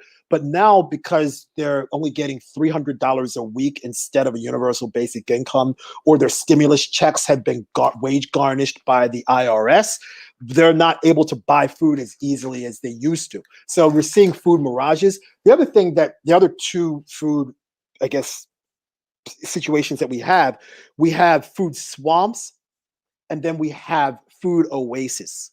A food swamp is when you have a bunch of food choices, but they're not entirely healthy. So if you're getting off the interstate and you see, gosh, and you're in California, so let's see, In-N-Out, Carl's Jr., couple of taco trucks here and there, a Chipotle and a Chick-fil-A. No, not even that. At one of the places, it would be like, I wish there'd be nice taco trucks and shit. But we got if you're getting off the freeway, you're like in San Bernardino County or something like that, Riverside County, random, in the middle of nowhere. You're right, In-N-Out, Carl's Jr., Mickey D's, Burger King, maybe a Wendy's, and that's probably it. That's probably your picking. And the Five Guys. El Taco. Gotta have a Five Guys too. Five Guys. No, Del Five Taco. Guys. That's too nice. Five Guys. And those fries are serious at Five Guys. But and then you have a food oasis where you have a bunch of healthy food options concentrated in a small area. I used to live in Winston-Salem, North Carolina, and when I went to grad school at Wake Forest, there's a road called Stretford Road, and then there's a cross street called Miller Street. Within that area, and it's not a big area, there were 2 Harris Teeters, a Whole Foods, a Publix, and a Trader Joe's within a 10-minute walk of each other. 5 grocery stores. And if you go a little bit further down, there was a Walmart neighborhood market about a half mile past the Harris Teeter in the same shopping center as the Trader Joe's. So that is a food swamp. So when I talked about the 4 institutions that every healthy neighborhood should have, bank, school, hospital, grocery store, these would be remedied if the government would not only subsidize some of these institutions, but pay reparations to people living in these areas that don't have access to build these institutions in their particular neighborhoods. Yeah, and the other interesting thing about what we were talking about earlier with Mirza Baradaran is that Mirza Baradaran, yes. Yeah, I can never pronounce her name correctly. I apologize. It's okay. How do you say it again? Mirza Baradaran. Baradaran. See, she moved here at like the very start of, I think it was around the start of COVID. So I've actually never met her in person, but we've just talked online and stuff. She used to be a teacher at University of Georgia. She's now teaching at UC Irvine. Yeah.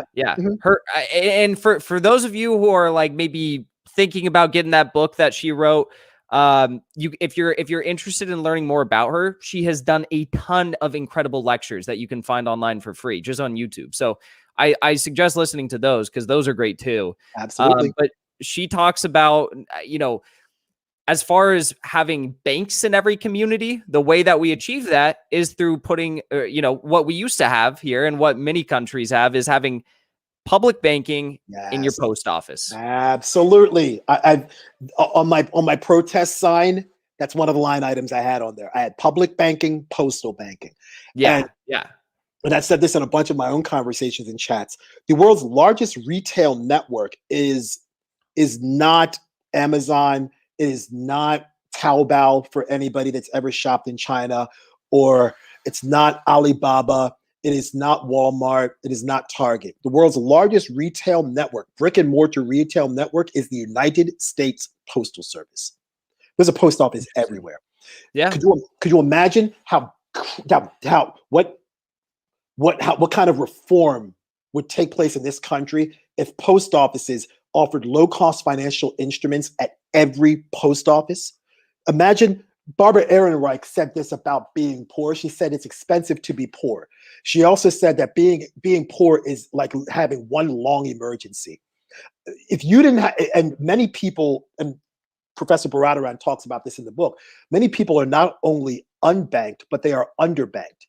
So the unbanked don't have access to a bank. The underbanked have a banking account or checking account or savings account, but they don't necessarily have access to low-cost financial instruments like a money order or a cashier's check.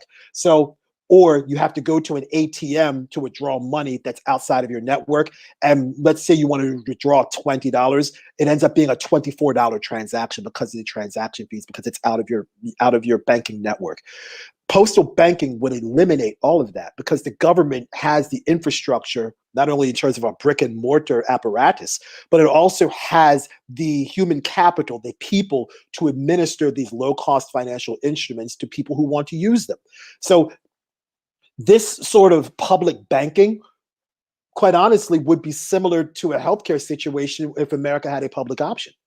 Because if America had the opportunity to use, if you wanted to pay for your insurance, sure, you give the option. But if you don't want to pay for it and you want to use the government's insurance, that's cool. And you can do that. The public banking or postal banking would be that similar sort of dynamic. If you didn't want to go with Bank of America, Wells Fargo, TD Waterhouse, or in Canada where I used to live, it was only 5 or 6 banks. It was Royal Bank, it was BMO, it was, it's like the same 5 or 6 banks. And in America, it's only a handful of banks anyway. And they're all corporate controlled, and they all control the levers of government, and lining the pockets of everybody on both sides of the aisle. If the post office and if people in the government, especially the progressives, went ahead and said, I want to go ahead and have postal banking, not even just public banking, but just postal banking, and use the post office for low-cost financial instruments. Could you imagine what that would do in the banking industry of the United States? Well, yes, I can. Which is what needs to happen. Yes. Long Beach, the city of Long Beach is already moving forward on public banking, like actual public banking. City of Los Angeles, they divested from Wells Fargo, which it was incredible. Like, I think it was like hundreds of millions of dollars that they divested from Wells Fargo. Yes. That it's the future. It's the future if progressives and leftists are willing to fight for it. I agree. I mean, I mentioned at the beginning of this chat a little more than an hour and a half ago that when the pandemic hit, I was in Bosnia. And I had to get a money order to actually buy my airplane ticket back to the United States because for some reason my credit card wasn't working. And I got a money order at the post office. It was in the area of downtown Sarajevo known as the Baskarjika. Post office right in there. The lady was kind enough. She spoke a little English. I was like, yeah, I need a money order. And she hooked it up. I was like, all right, nice. Went out to the airport, bought my plane ticket. But yeah, this is the kind of stuff that needs to happen in the United States. Public banking and postal banking. And it's easy to do because the United States government already had this. But the banking lobby eliminated it. Yeah. No, it's wild. It's wild. The power, the corporate control of our government is absolutely insane. And I think most people, don't know about it, or a lot of people know, partially about how bad it is. And I think we're all learning day by day about, what we can do to undo what's been done, and it's just like decolonizing your mind. You have to understand that we are living in a corporate controlled oligarchy. Yes. And each day you begin to realize like, oh, that shouldn't be like that. This shouldn't be like this. Like you consistently have to look at things and readjust your perspective. And I'm so thankful that I have you here to drop the knowledge on all of us and speak truth to power, because we're out here. You truly are very well educated. You've seen the world. You understand what's right and what's wrong. And I think you're an incredible voice to have on our side. Thank you, man. Appreciate that. And, just so you know, man, I mean, and I appreciate all the work that you're doing. And I appreciate all the people in the chat, the Sand Queen's in the place, Everett Singleton III. He's doing up bits right now. Our guy, Colin, he's taking care of business moderating, keeping everything under control and regulating the chat, because sometimes these chats can get a bit pear-shaped at times. So you want to make sure that we slim it down and get it nice and even. You know what I mean? Sand Queen's in here. So yeah, so we got a lot of people here, and it's a good, nice little number of people. How many people we got in the chat so far? 104. Got 132 likes according to my phone. This is good. Yeah, that's very good. And the cool thing about YouTube is like I just started doing live streams in November of 2020. So it's just like it was right around the election I started doing live streams. And what I've found is like, yes, you get a lot of people that tune in during the stream, but also like give it 2 days and come back, and maybe there might be questions for you in the chat, or I mean in the comment section, but you're gonna have a ton of people commenting on this live stream. You know how it works, but it's like there's so many people that watch it after the fact, which is really cool also. And I like to go back and like respond, because not everyone can like tune in at the times that I go live, and people tune in from all across the world. I mean, we had someone in here. I don't know if you saw someone in here from Tunisia, or that's where they were born. So it's like people from all across the world. This is truly universal. Merhaba. I just said welcome, hello in Arabic. That's bonjour, bonne nuit. Yeah. They speak French in Tunisia also. But yeah, I mean, there's so much going on. I mean, this latest stimulus bill, it's terrible. It's whack. I actually tweeted about this the other day, and I crunched a couple of numbers. And I know you've talked about this on a couple of videos also. According to the Center for Economics and Policy Research, the federal minimum wage based on worker productivity and inflation should be $24 an hour. It shouldn't be $15 an hour. No. And part of being a politician is understanding what you should be fighting for. Not a single person in Congress went ahead and said we should be fighting for $24 an hour. Nobody even said we should be fighting for $30 an hour, which is really, if we're talking about a pay increase or an increase of the minimum wage, we got to get the minimum wage to a point where it actually should be, which is $24 an hour. Then increase it on top of that. So the fight for 15 is an illogical fight. The fight should be a fight for 30. Yes. There should be a fight for 30. And what people don't seem to understand is how If we base these stimulus payments and these checks based on a 40-hour work week and broke down these numbers per hour, it is shockingly low how little money we are getting. If you broke down the numbers from the American Rescue Act, this latest Biden bill, $300 a week divided by 40 hours is $7.50 an hour. The minimum wage is $7.25 an hour. Okay? The CARES Act, which gave everybody $600 a week, $600 a week divided by 40 hours turns out to be, lo and behold, $15 an hour. $15 an hour. The $2,000 checks that we were promised immediately, they'll go out the door right away. But then they didn't go out the door right away, and some people are just now getting them. $2,000 checks per month broken down by 40 hours is $11.54 per hour.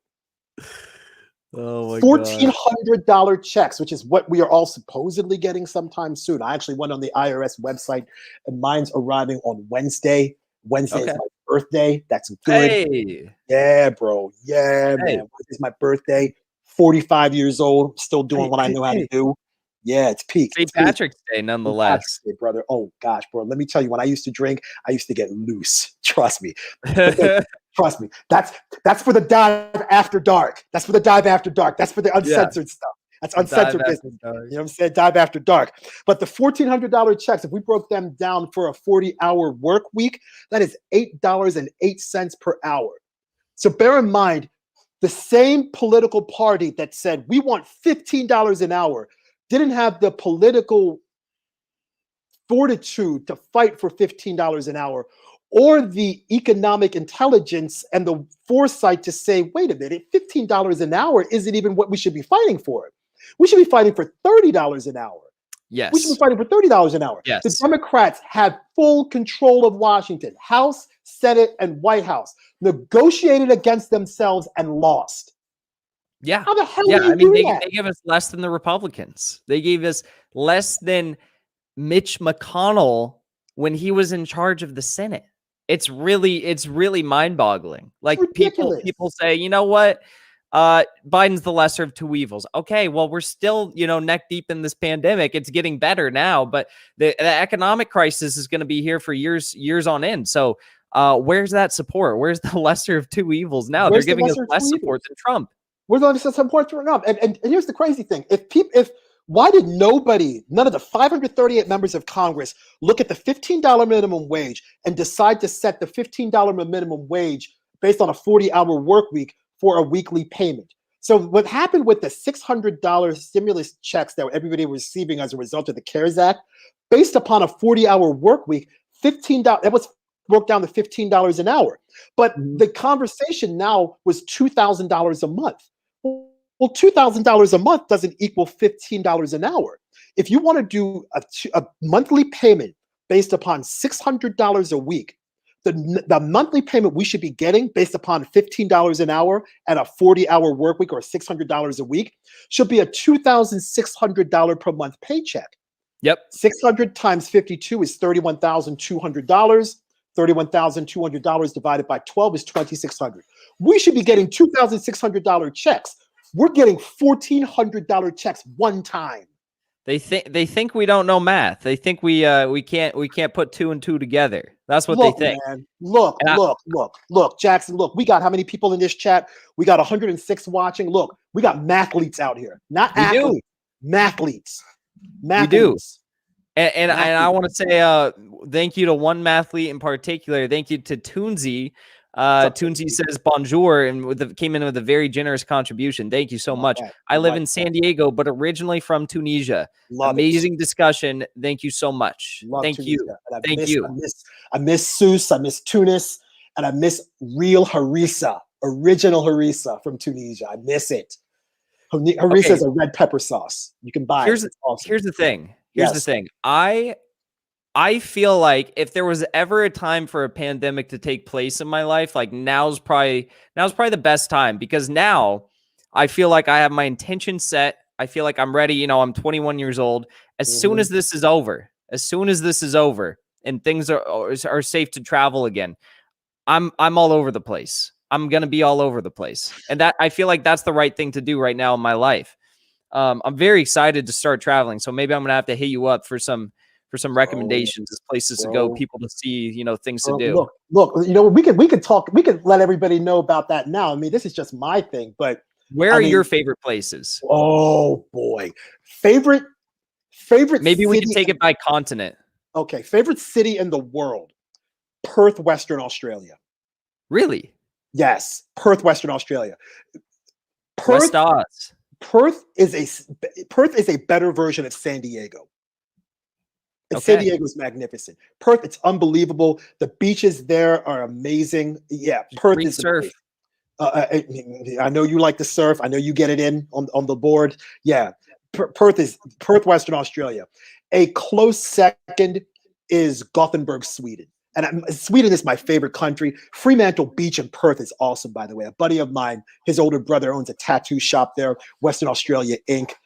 After American, the boys out there, they do some wonderful work out there. But yeah, Sweden's my favorite country. Sweden's figured out how to basically do everything right. Gothenburg, Sweden is amazing. I love Gothenburg. Bangkok, Thailand is always a good time. Always, always, always. Berlin, Germany is incredible. Hamburg is awesome. I think Brussels is a bit overrated. Hamburg, Germany. Hamburg, Germany. Yeah. Hamburg, Germany. It's up north. Hamburg. Yeah. You say Hamburg. Hamburger, Germany. No, I can't be out here doing that. Prague, Czech Republic is incredible. Bogota, Colombia. Oh boy, yeah, Bogota is incredible. Okay, I feel like I might have a skewed perception of Colombia just based on what I saw, but I was in Panama when I was on a surf trip. And I was going on a little, fisherman boat ride out to this little island, but the island was pretty much directly between the Colombian-Panama border. Yes. So what I saw of Colombia was just I saw a bunch of gnarly ass dudes just with like AKs lined up across the border because it's like it's a potential area for drugs to pass through. Yep. But what was your experience in Colombia like? Because I've heard good things. But that's all I've ever seen. It's obviously a skewed perception because it was the fucking border. But Bogota was incredible. The food's amazing. It's a relatively low cost to live there. The one thing that I think people don't understand is that Bogota is 2,632 meters above sea level. So if you put that in perspective, Denver is a mile high. A mile is 1,609 meters. So Bogota is a kilometer in the sky higher than Denver. So the altitude is going to be an issue. I remember the first time I was there, I had a couple of adult beverages. I've been known to imbibe a little bit. Had a couple of adult beverages, Havana Club rum, good Cuban rum, and Coke, and not Coke from a plastic bottle, but Coke in a glass bottle, because that's the only reason you're supposed to be drinking Coke. It's from a glass bottle, not a plastic 2-liter bottle, glass bottle, right? 2 cubes of ice, drinking Cuba Libres, little squeeze of the lime, some freshly slapped mint, drop it in. I got one. I'm hanging out, I'm champagning and campaigning. I got another one going in, and I'm like, wow, what the hell's going on? Jesus. I'm starting to feel it. After the third one, I'm like, yo, man, look, we gotta go back home, man. I can't do much more of this, bro. That sort of altitude, when you're talking about almost 8,000 feet in the air, it gets to you. But Bogota is outstanding. The food there is incredible. There's this big church on the top of the hill that's about 11,000 feet up. Oh gosh, I can't remember the name of it. My mind's going blank right now. It's been a while since I've been there. But yeah, Bogota is awesome. And we had some people in the chat talking about New Zealand. New Zealand is vibes too, especially Wellington and especially Christchurch. Little Cuba and Wellington, oh boy, good times. Real good times. One of my closest friends' dad is from Christchurch, so never been, but like heard many a stories. Also great surf. Raglan, one of the longest lefts on the planet. Incredible wave. Beautiful area. Yeah. Christchurch seems like a cool place. And I was there about 6 or 7 years ago, and this was about 2 or 3 years after the earthquake had taken place. And to give you an idea of what Christchurch has done in terms of sustainability, there is a mall in a major street called Cashel Street, Cashel Street. And the mall that was completely destroyed by the by the earthquake. New Zealand has the world's largest surplus of shipping containers. There's just shipping containers all over the place in New Zealand. So what they did is they rebuilt the mall, and the name of the mall was called Restart. And they built an entire mall out of recycled shipping containers. Wow. Amazing. That's so sick. Amazing. Yeah, they did. And I think it might still be there. I haven't taken a look at it in a while, but I remember being there a few years back. They built an entire mall out of shipping containers. New Zealand is vibes. New Zealand is like that. Please, yes. Yeah. That's really interesting. I have a friend named Malati, and she is from Bali, and she's an incredible youth activist. She's one of the two individuals that, like, she's my age. I think she might even be maybe a year younger than me. She might be like 20 or something. And she and her sister got Bali to ban plastic bags. They had an organization called Bye Bye Plastic Bags. Yes. And I met them when I was in Sweden at like a youth environmental summit. And at the time, they were just starting a new project in which they were going to, they were given an island and they were calling it Utopia. And the idea for the island was to convert it into a sustainable city, like whatever that would look like for them, for the younger generation. And it's coming along now. They have their, offices. They're doing permaculture farming. They're building it out. They just did their first big launch. They were working with like IKEA for all the furniture and stuff like that. They provided all that for free. But they also are using, it made me think of it, they're also using the shipping containers for all their buildings and stuff like that. It's a cool concept. Yeah, it's amazing. And a buddy of mine, my buddy Kevin, he lives in Maui. If you could follow him on Instagram, he's at Maui Sustainable Solutions. Maui Sustainable Solutions. And it's phonetically spelled Maui Sustainable Solutions. And he's trying to have the entire island of Maui go plastic free. And he's doing a lot of wonderful work out there. He's doing a lot of wonderful work with the water filling stations that he's putting in all these different areas. But he's really, and we remember when we met about a year and a half or 2 years ago, we were chopping it up at a buddy Paul's house, and we were just hanging out. We were talking about politics and life and everything. He's like, "Yeah, man, I want to try to get rid of plastics." And I've always kind of been an environmentally conscious brother, but now more than ever, I'm making sure that I'm not using plastic nearly as much or at all. I'm going into a grocery store with a burlap sack or a paper bag and putting my groceries in it. I'm drinking out of a stainless steel bottle, or looky here, a glass bottle. But that's quite honestly, you should be drinking out of glass anyway, because everything tastes better in glass instead of plastic. It does. Yeah, everything does. So yeah, and we got some people in the chat here that are chiming in. We got a lot of good people here. After my guy Blueprint Birmingham. What's up, Jersey? What's going on, brother? What's going on, my man? After Just JC, she's checking in. This is good times, man. It's good times. But yeah, I mean, somebody else mentioned Ireland. Ireland's awesome. Dublin is excellent. The two things everybody must see when you go to Dublin are St. James Gate and the Bow Street Distillery. The Bow Street Distillery is where they make Jameson. St. James Gate is where they brew Guinness. And I went on the Guinness tour. It's actually surprisingly expensive. It's about a 19 or 21 euro tour to walk around the Guinness facility. And the Guinness facility is not in the best neighborhood. It's in the middle of what's called in Europe social housing, but what we in America would call the projects. It's in the middle of this area. And is it much better than like? Yes, it's like super clean, no graffiti on the walls, and this massive wall with the Guinness logo printed on it. It's big as hell. And you walk inside, you sip in on these little different types of Guinness. Next thing you know, after about the 9th or 10th little Dixie cup of Guinness they give you, you got a little buzz working, and it's like, all right, bro, all right. And let me tell you, and I can tell you this from personal experience, the Guinness in Ireland, especially there, tastes so much better than the Guinness draft that you're going to get at your local watering hole. It's or the Guinness that you buy in a 4-pack or a 6-pack. Nah, the real Guinness is the stuff you get at St. James Gate. Those two things are worth the price of admission. Dublin is excellent. Dublin is a good time. Amsterdam? That's for the after dark, bro. That's for the after dark. Dive after dark, buddy. Dive after dark. Dive after dark. Uncensored. That's pay-per-view business, bro. That's for the patrons only. That's what I was gonna say. That's for the Patreon, bro. That's for the Patreon. But the stuff that I can tell you about Amsterdam is always vibes. It's not a big city either. It's not big. It's not big. And you can ride your bike and see basically everything in a couple of hours. The Heineken Brewery is incredible. Amsterdam Square. I've I've played a venue called the OT 301.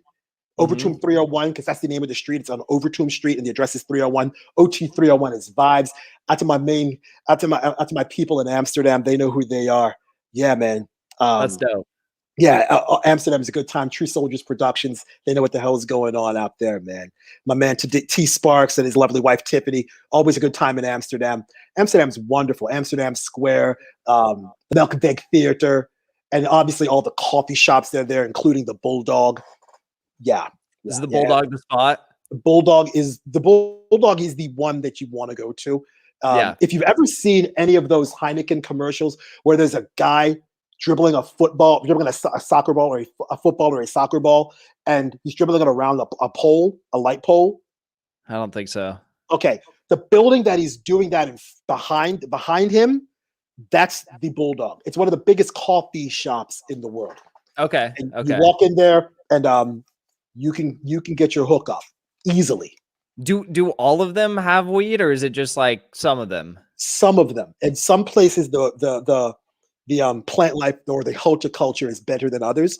But, I've partaken a couple of times. I only partaken a couple of times anyway in my life. But yeah, couple of times I did it, it was at the Bulldog, and the Bulldog is a good time. Yeah. I mean, I'm looking forward to all of it.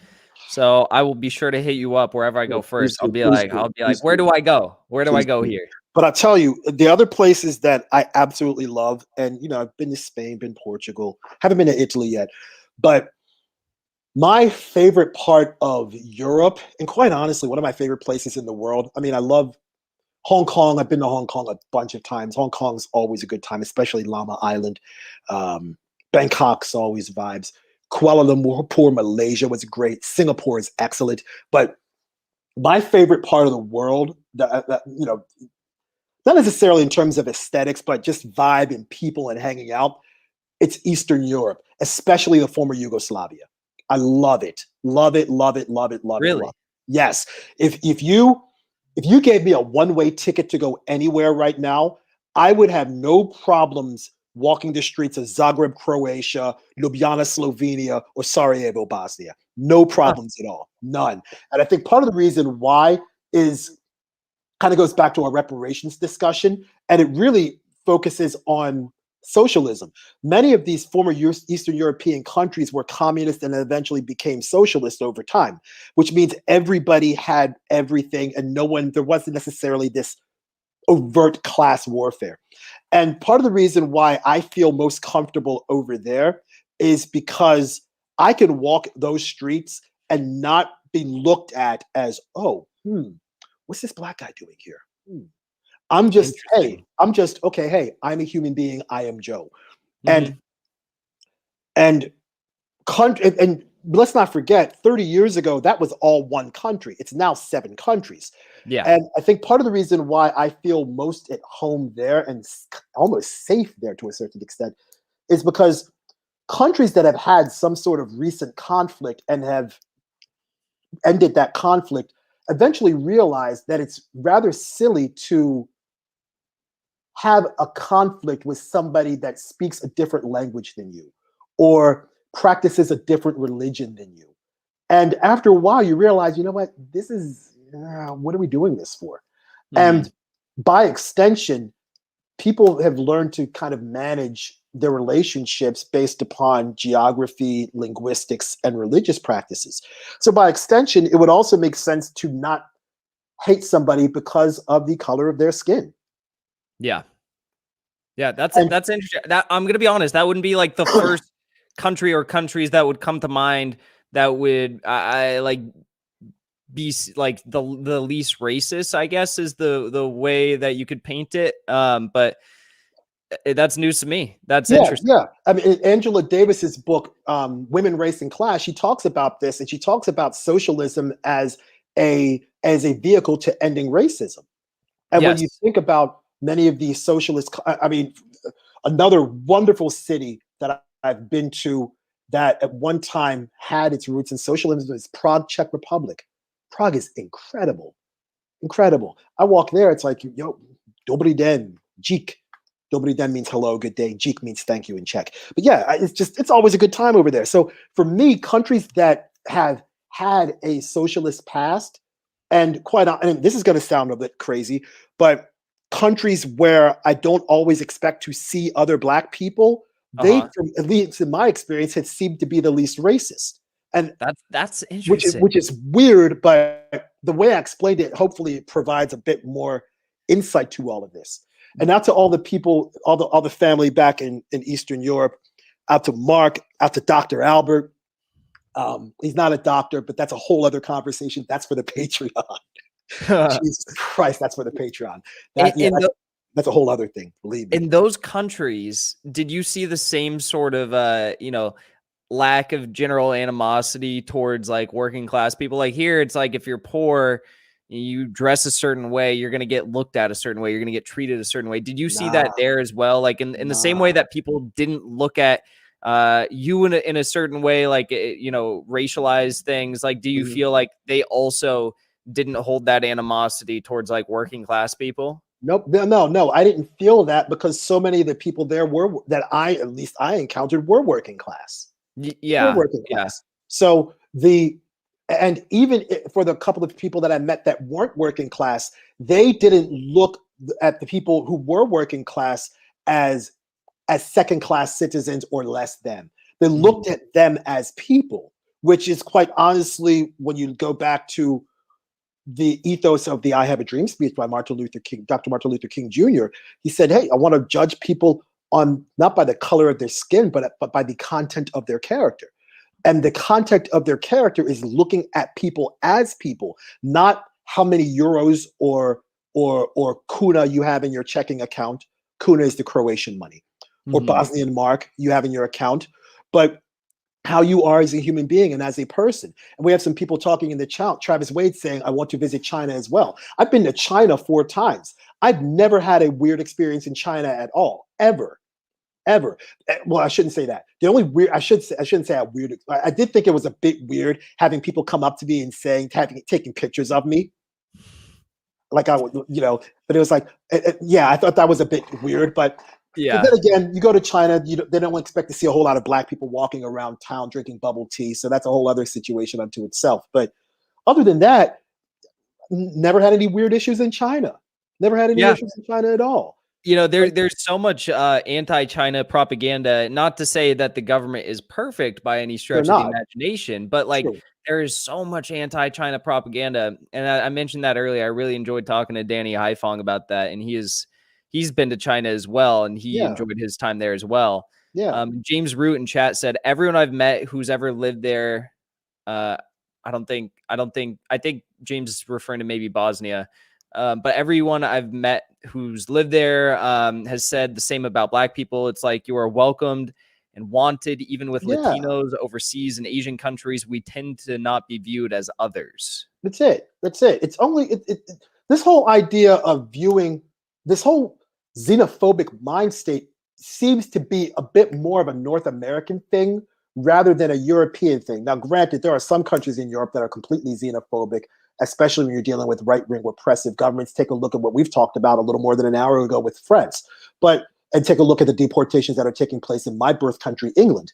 But then there are and clearly there are situations with Andrzej Duda, the Prime Minister of Poland, and his anti-immigration and anti-migrant and anti-refugee stance, and the Prime Minister of Austria is a young guy named Sebastian Kurz, I think his name is, or Kurz, I think his name is. I'm not familiar with Austrian politics. I'm not entirely familiar with everything that's happening in Austria either, but Vienna is wonderful. But he's also anti-immigration, anti-migrant, and of course, the most right-wing repressive leader in Europe is Viktor Orban, who's the president of Hungary, and he's just like, nah, none of y'all getting in. And we're building a fence around our country to make sure we keep you all out. Yeah, and super anti-LGBTQIA. Someone was mentioned that in the chat earlier. All that. James Root saying Sebastian Kurz. Thank you. I can't remember everything, guys. I mean, there's a lot to talk about here today. There's a lot to talk about here today. But yeah, Amsterdam's a good time. Athens, Dirtbag Left is saying about a school trip to Paris, Rome, and Athens. Athens is awesome. Great food in Athens. In fact, the food is actually better in Thessaloniki, Greece, rather than Athens. But Athens is vibes too. Okay, so I was talking to someone about Greece the other day. Yes. Like what the narrative I hear about Greece a lot of the time is like economic crisis, people in despair, but there's like tourist areas. Is that like a pretty good like summary of what it is right now? Yeah, the unemployment in Greece is still out of control. If you've ever watched any videos on YouTube with the former Greek finance minister, a gentleman by the name of Yanis Varoufakis, just watch any of his videos. I did not know that's what he was prior to. Is he a professor now or just a lecturer? Like he's a professor, but he was professor, then became Greek finance minister. Oh wow. Now he's back to lecturing. Yeah, Yanis Varoufakis. Watch his videos and watch what he talks about with the Greek economy. There's a lot of wisdom to be learned from his videos.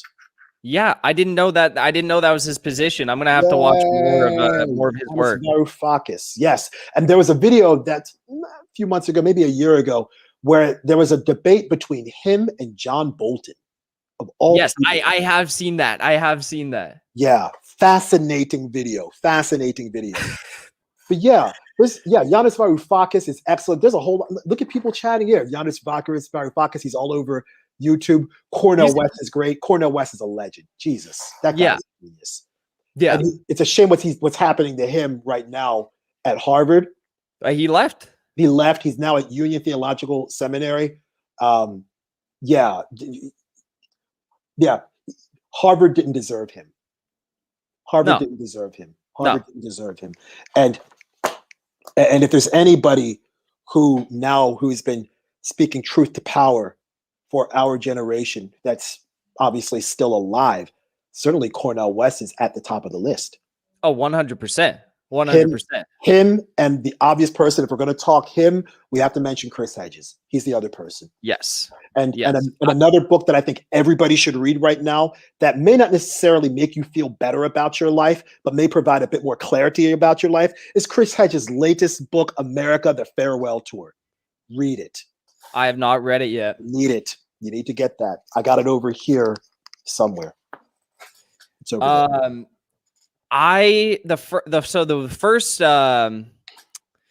I've seen Chris Hedges, I've seen him debate, I've seen his videos, but like the first video that like absolutely blew my mind was one that I actually watched somewhat recently. And it was the one where he talks about like American culture and he starts talking about like, I think it was at the New School. Yes. He starts talking about like Michael Jackson. That's how he started the gosh, lecture. Yes. And I was like, let me rewind this. Because he talked about Michael Jackson, how he was basically a zoo animal, for lack of a better word. Everybody looked at him, everybody used him up, and when America had no more use for him, they chewed him up and spit him out. Oh man, yeah. And Jackson, you're only 21 years old. You weren't born when Michael was alive. I remember. I'm old enough to remember when Michael Jackson did the moonwalk on the Motown 25 special and trying to do that moonwalk the next day at school and damn near twisting my ankles in the process. You kidding me? Mike was different. But also it's like it's multi-generational because I too, when I was a kid, remember watching like those videos on YouTube and like obviously I wasn't there to watch it when I was like when it happened, but I remember like watching it then and like trying to do the dance myself then and like listening to Michael Jackson all the time when I was little. It's multi-generational. It is. Mike, and I'm going to show. I'm a bit of an old. I'm going to have one of these old man moments now. But yeah, I mean, in the 80s, there were really only 7 or 8 artists that truly mattered, that really moved the needle. Obviously, Michael, Prince, Madonna, Whitney, Janet, Phil Collins, George Michael, Lionel Richie. That's kind of it. Yeah. Kind of it. Sure, you had other great artists, but those were the 8 that really moved the needle. And it was Prince and Michael, in my opinion, above all of them. And man, people talk about artists being famous now like a Taylor Swift or a Beyonce or a Justin Bieber, and they're famous. No. Mike was famous. Yeah. Prince was famous. Could you imagine if they had Twitter back in 1987? How famous, how many followers they would have? Same could be said about fighters too. Like you think of like a Mayweather versus a Muhammad Ali. Like there's a stark difference there. In the amount of popularity of those people, you know, like Muhammad Ali, like everyone would watch his fights. And not to say that a bunch of people don't watch Mayweather's fights. Like he has the top grossing fights, like 600 whatever $million. But like Muhammad Ali was the icon, you know, like. Yeah, I mean, Ali was different because again, the world stopped to watch Muhammad Ali fight. The world stopped to watch Muhammad Ali speak. Muhammad Ali is quoted as having the world's shortest poem ever. Did you know this? The poem says, "Me, we." World's shortest poem. And it essentially talks about how we all need to come together as people. Me, we. World's shortest poem. I like that. I haven't heard that. I haven't heard that. Yeah, Muhammad Ali was, I mean, and again, we don't have to go as far as Muhammad Ali. We could take it to my childhood hero, Sugar Ray Leonard. Yep. Ray Leonard was another guy who in the 80s, everybody watched him fight. And rest in peace to one of the great middleweights of all time, Marvelous Marvin Hagler. He died last night, 65 years old.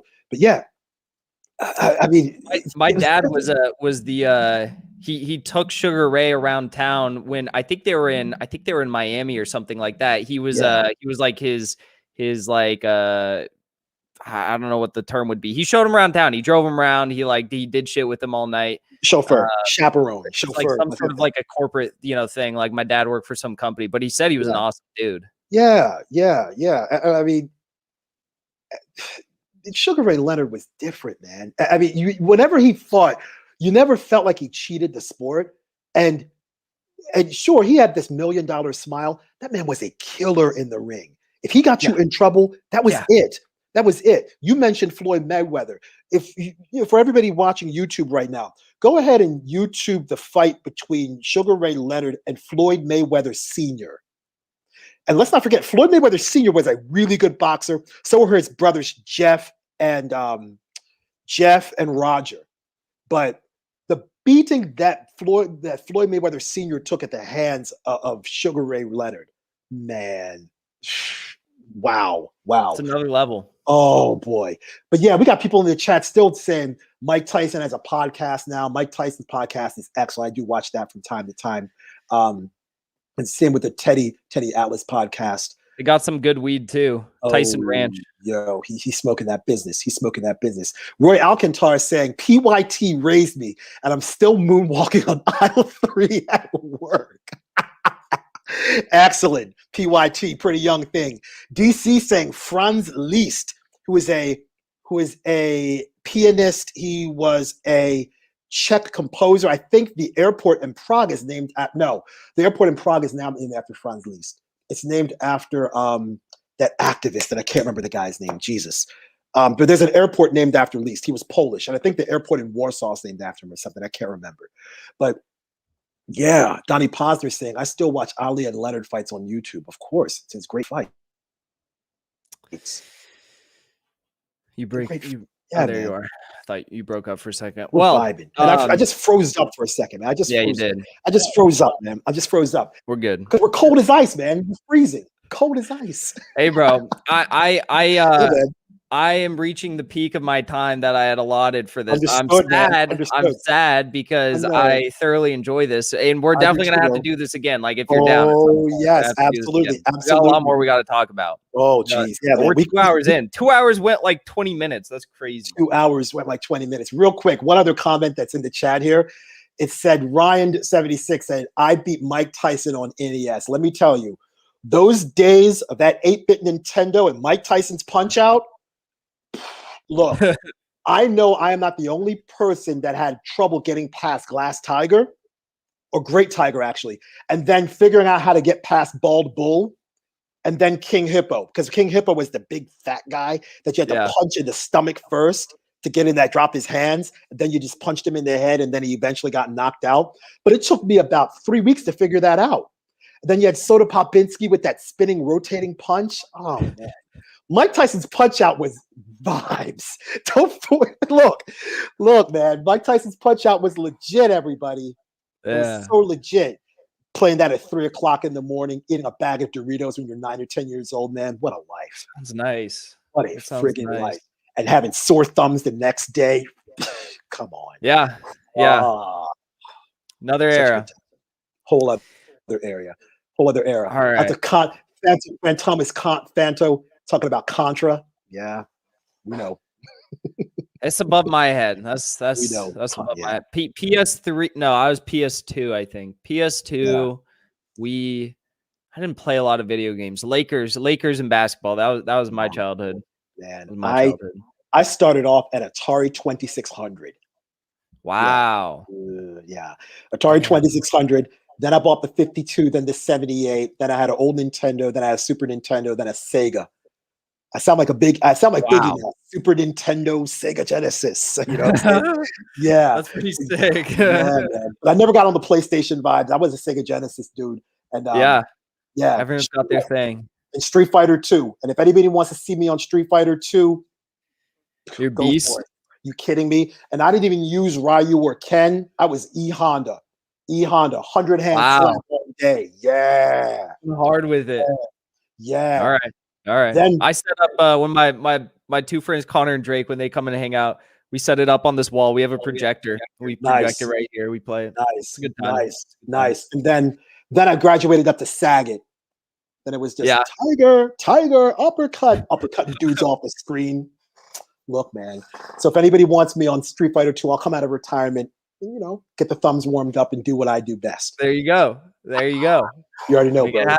Yes, sir. All right, bro. I mean, I as always, it's always a good convo when it's with DJ Joe Nice. Yeah, man. Good times. It always is. So for those of you who are like, oh my God, I need more DJ Joe Nice in my life. If you're on Rokfin or if you're on YouTube right now, we have Joe's Instagram, Twitter, Facebook, and YouTube all linked below. Is there anywhere else people could follow along with you? Should follow along with you? Oh gosh, man, I haven't done a whole lot of music stuff recently. SoundCloud, Joe Nice DJ, Mixcloud at Joe Nice DJ. If you want to watch the podcast series that me and my friend Kat are doing, it's at facebook.com/Joe and Kat, KAT chats. We're also on Instagram at the same place, instagram.com/Joe and Kat chats. Tomorrow's episode that we're going to film tomorrow at 3:30 Eastern Standard Time on my YouTube channel and on my Facebook, we're going to talk about whistleblowers.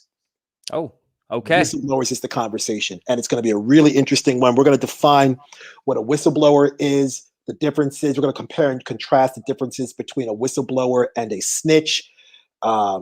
We're going to talk about the Whistleblower Protection Act. We're going to talk about quid pro quo, and we're going to talk about many of the whistleblowers that we've seen in recent vintage, like a Chelsea Manning, a Julian Assange, Jamal Khashoggi, a Raif Badawi, Wendell Potter, Bennett Omalu, Gary McKinnon.